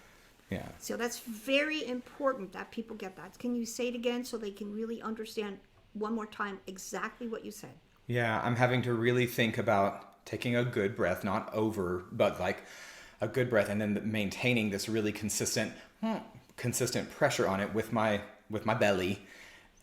But it's not flowy. It's not, which would make it go breathy, right? So it's not breathy. It's very pressy. Right. So this element of resistance is a developed capacity in probably most people. I mean, I can't say in everybody all the time, but this is the purpose of teaching function, because otherwise you're just having people sing the way they sing. And that was okay. I sang for probably 12 years with whatever God gave me, and I did okay. But anytime somebody asked me to do something that wasn't that, I was clueless. You know, give me more resonance. Well, how do you do that? Okay? So you want to think, if you're asking the instrument to do something that on its own it has no reason to do, can you be kind? Can you take time? And can you, experiment? And do you do this with a beginner? Of course not. Do you do this with children? No. Right? So this is the difference between developmental and corrective. Now, if you have a person who comes to you and their throat is a pretzel because one teacher said vibrate your eyebrows and somebody else said make a hole in the back of your head and somebody else said you have to think of a string of pearls when you make the sound, you have to dig all that out. You have to untie all those knots and find out what does the throat do when you leave it alone. And some people have no idea. I had a student who came in, she was teaching, she was about to teach at NYU, she was classical, she had been taking lessons since she was 12, she was probably in her late 40s. She wanted me to teach her how to belt. Okay, so I showed her all this, I showed her that. And then I said, one day, well, I showed you all the different things functionally that you could do, and I think you understand them. I said, why don't you just leave yourself alone and sing? And she looked at me and said, well, what do you mean? I said, well, what do you sound like when you're not thinking about singing? You just like make, in the shower, you make noise. I don't understand. I said, well, what did you sound like before you took lessons? Well, I started taking lessons when I was 12. Oh. And then I realized, wow, I had asked her a question she couldn't answer, and she never came back. So what do you sound like when you don't have all your training in your machine? And of course, obviously, you can't leave it all out. That's not possible. But if I'm gonna sing to you from where I'm talking now, this is the sound you would get. This is what's there at my age without having to warm up more. I'm not really sounding so great, but it's not the same as this sound. Okay? So you don't want to lose what do you sound like when you're playing Vanilla U. But this stuff that we're doing is going to ingrain a kind of response that wouldn't be there unless you asked for it. So Jason, let's back up a little bit. Let's go back to A flat and you do it twice. Moderately loud.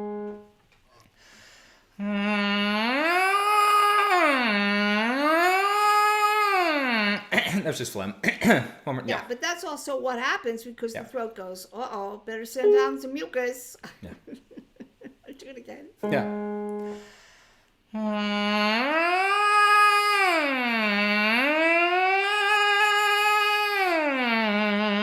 Good. Now, the better you do the first note, the more firm you get the first note, the less trouble you'll have going straight up.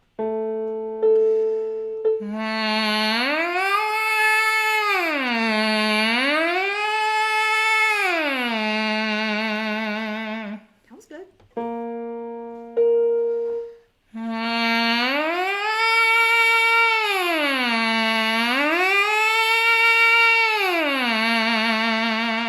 And that's No. that old place I used to say felt like falsetto, but I know. Oh no, it's not falsetto. I know, but you remember when it was like, but that's too easy. That has to be head red, you know? And when you know better, you do better. That's right. But I want you to make the high one lighter than that. Not Okay. 100% lighter, but like 10% lighter. Okay.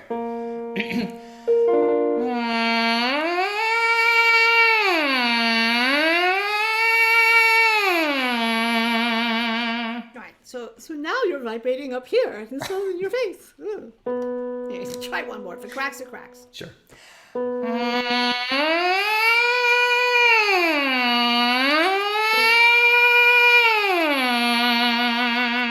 Okay, so now do ya ya ya ya ya ya ya, and try to get the vowel sound on top to be comfortable. I don't care where it goes, but see if you can find comfortable. Yeah, yeah, yeah, yeah, yeah, yeah, yeah. Not quite so bright.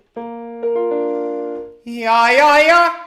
Yeah, yeah, yeah, yeah, yeah, yeah, yeah. That was good. That was kind of right down the middle of the road. Okay. It's a little belty, Yeah. but not screamy terrible. Lighten up a little bit more. Yeah, yeah, yeah, yeah, yeah, yeah, yeah. Yeah, now that's the one where you say, but that's falsetto. I didn't say it. That's good because if you said it, the price goes up. I have said it. I was wrong. I've learned. Okay, do one more. Yeah, yeah, yeah, yeah, yeah, yeah. Okay, so that's a pretty heavy-duty mix up there. Definitely not falsetto. Right.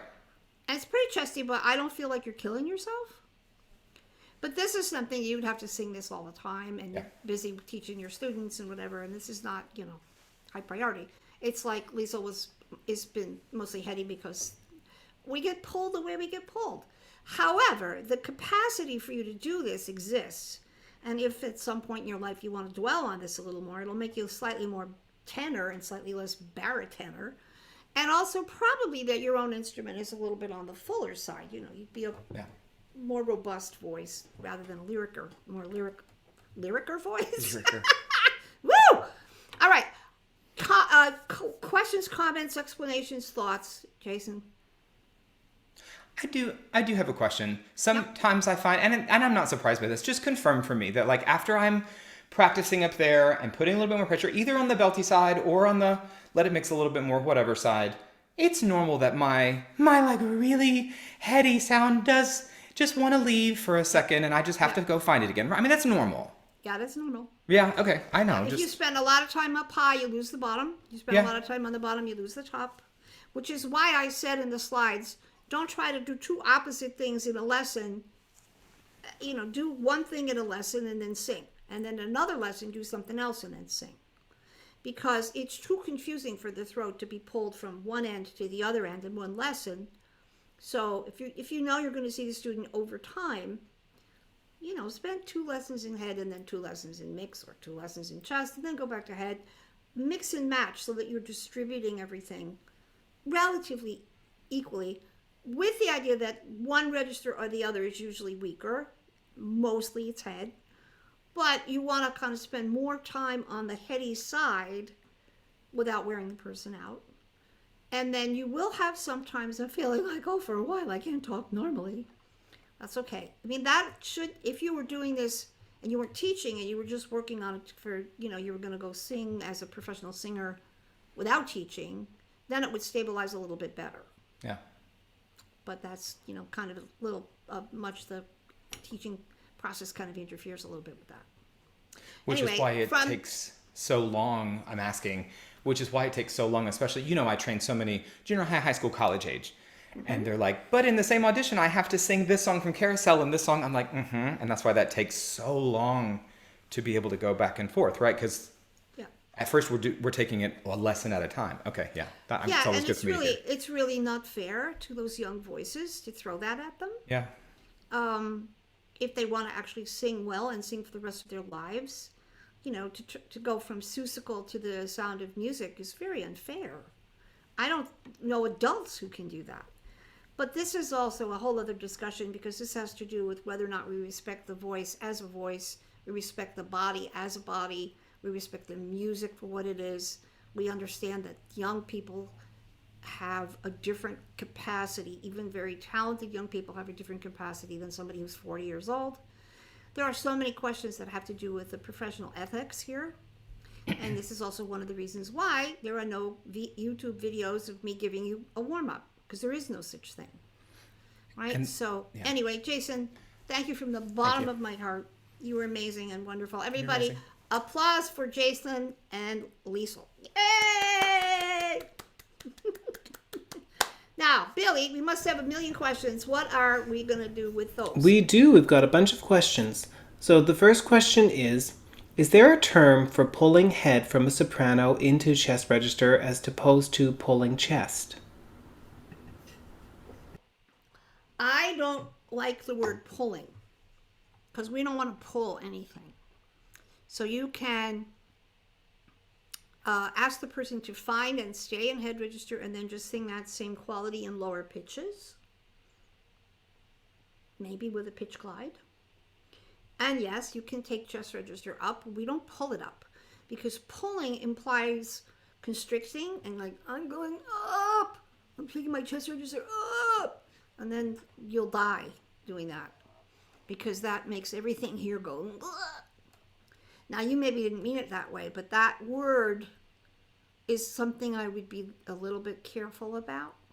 I would say taking head down, or allowing head to drop lower, or asking the throat to carry the head register lighter quality into low pitches, and then finding chest and coaxing it higher.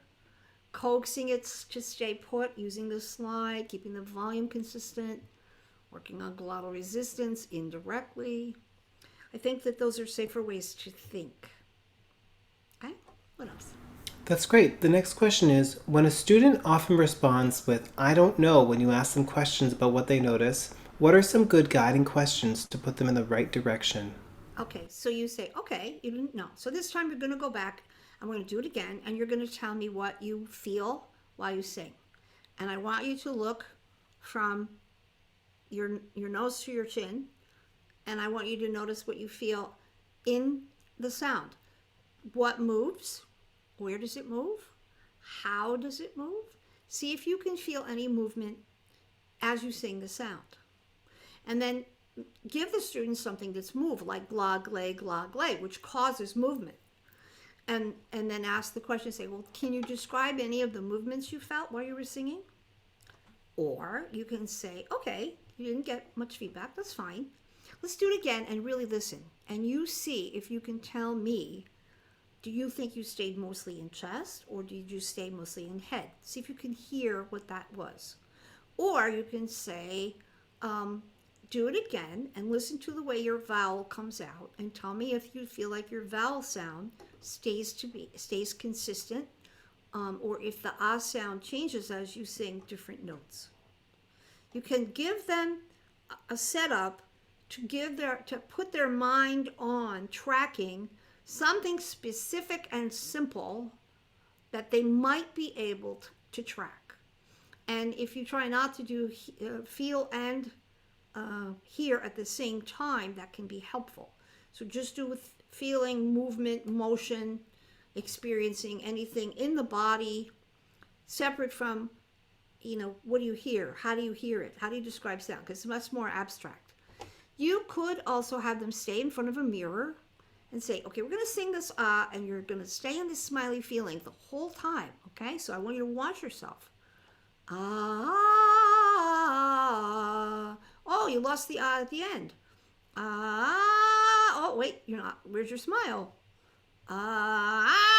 Oh, well, now you're smiling, but like somebody's making you twist your arm while you smile. Okay? That's something they can track. And so you're looking for, can they do something deliberate and know that they did it? And when that happens, you say, oh, that was good. Do you think you can do it again? Okay, let's try it again. Ah, oh, there you go. Let's do 3 in a row.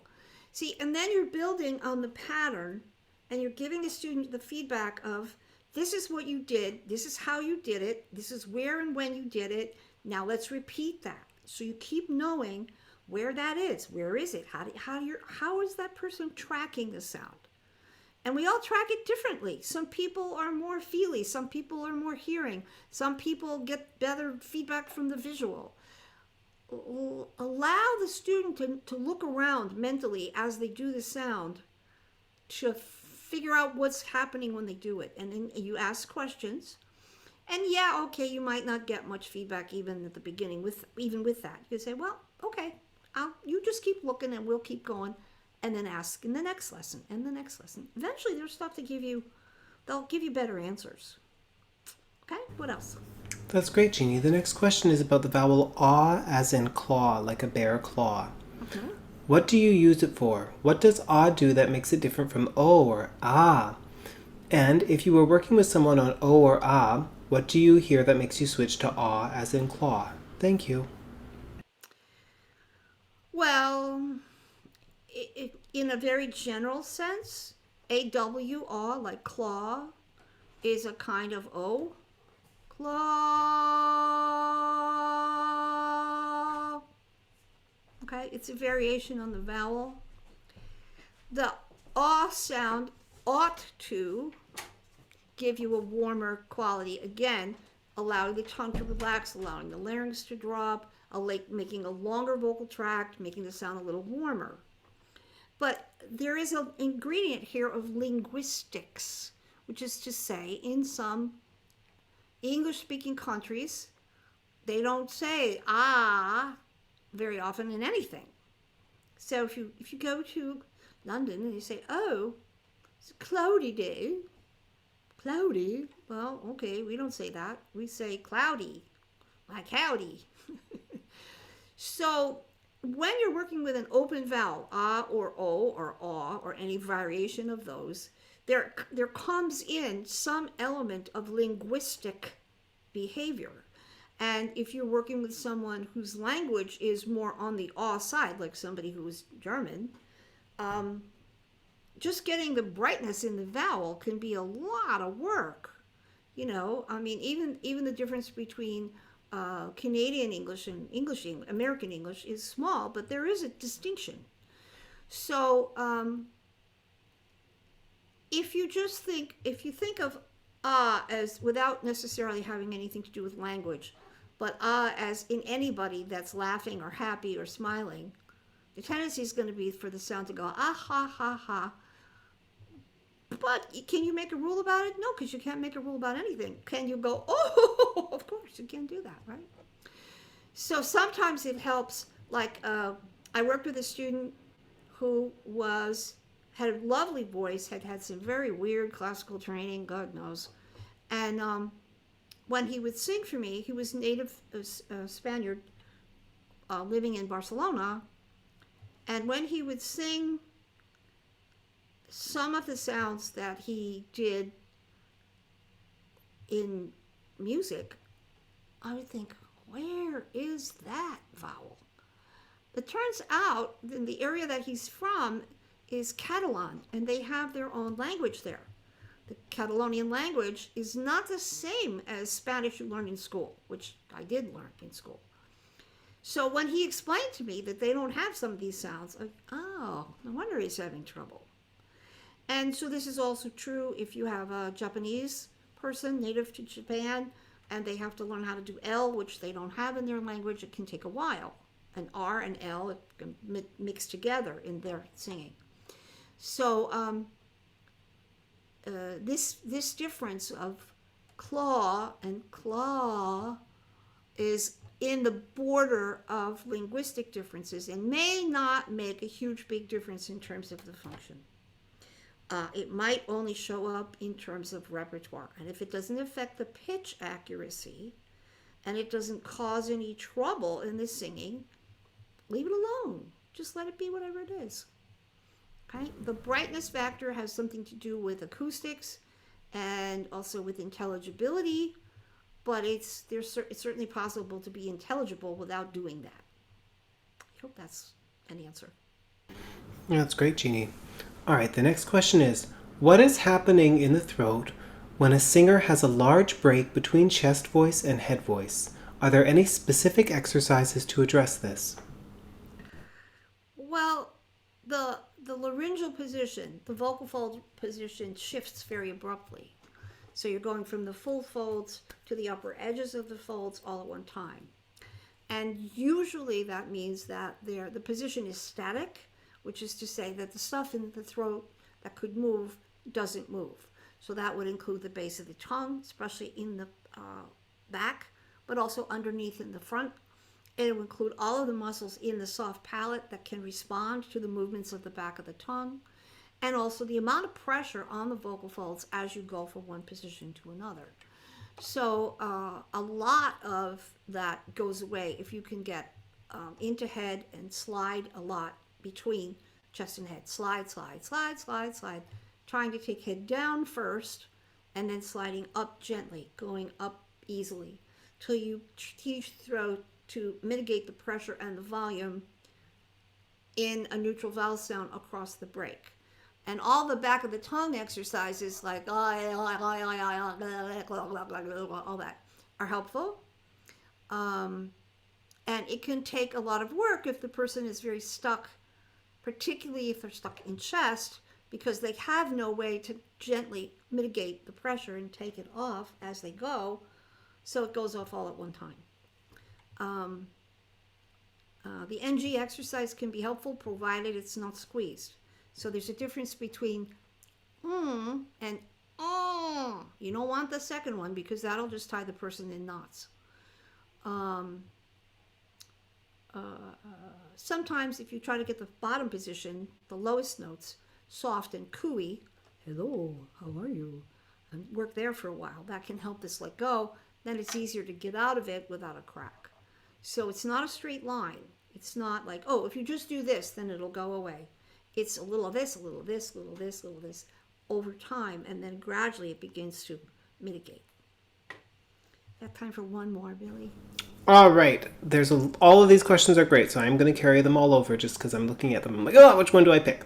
Okay, so the next question that I'm going to ask is, as a classically trained soprano, I find the chest-dominant mix exceedingly difficult without feeling like I'm shouting. I've been training the volume-based mezzo di voce exercises, but the dreaded crack always makes its appearance in around B-flat 5. I think they mean B-flat 4.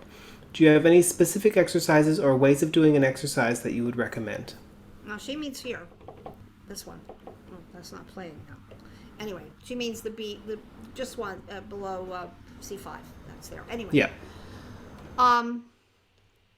You're probably overdoing your chest register as a soprano, and so you're trying to make the most of trying to sing chesty on the bottom, and then that makes it impossible to get out of. So you need to do your bottom chesty lighter and sing more ah in the middle, and don't make your volume any louder than necessary because it takes time for the throat to get used to it. It could take you 4 or 5 years before you could do that without feeling like it's a lot of work. So, think a half step every 6 months is a lot, right? So if you're doing ah, and it's feeling like ah, Your throat's already saying, mm-mm. So just do ah, ah, ah.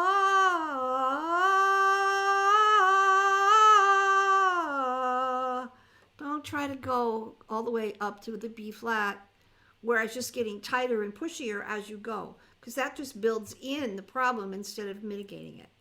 Do a lot of glockada, glockada, glickety, glackety, blah, blah, blah, blah, a lot of nasal stuff, but lightly, lightly, lightly. And that you're looking for mobility and intensity, but without pushing, because otherwise you'll just dig yourself a hole. It's a little hard to do alone. You need to have some outside feedback. Oops, keep doing that. All right, I guess we're at the end. I certainly hope I put the exercises under a microscope. I tried, and I hope you found that it was interesting. I was just telling Billy the other day that, when this is over, we turn it off, and then my husband and I usually go out to dinner, because here in New York it's that time, and it's kind of like you do a performance and then the door closes and it's over, and there's no applause, and there's no people coming backstage to talk to you and have a blah blah. It just ends. So I still feel like, oh, it's over. And Jerry, my husband, says to me, well, how was it? And I think, I don't know. I guess it was okay. I mean, it's just me talking to you, but you're not really much talking to me. So if you liked it, let me know. And if you didn't, let me know, because I have no feedback.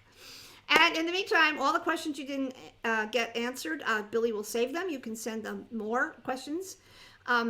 We're still happy to have people come in. They can have the links to watch tonight and last week if they want to catch up. This is the goal here, is to lift the whole profession up, to understand function better and know how to use it and work with it. And you count, you matter. Your integrity here is so important. I can't thank you enough for being here, because there is no substitute for you and what you bring. So my gratitude to Billy and Erin and to you, and we'll see you next week. Bye. And just before we go, just anybody who has any students who would like to sing next week, we are looking for one college-age student and one high school-age student. Send me through a video, like a 30 to 60 second video of their singing, and just confirm that they're available from 5:45 p.m. Eastern Time until 8 p.m. But send that through ASAP. Thank you so much.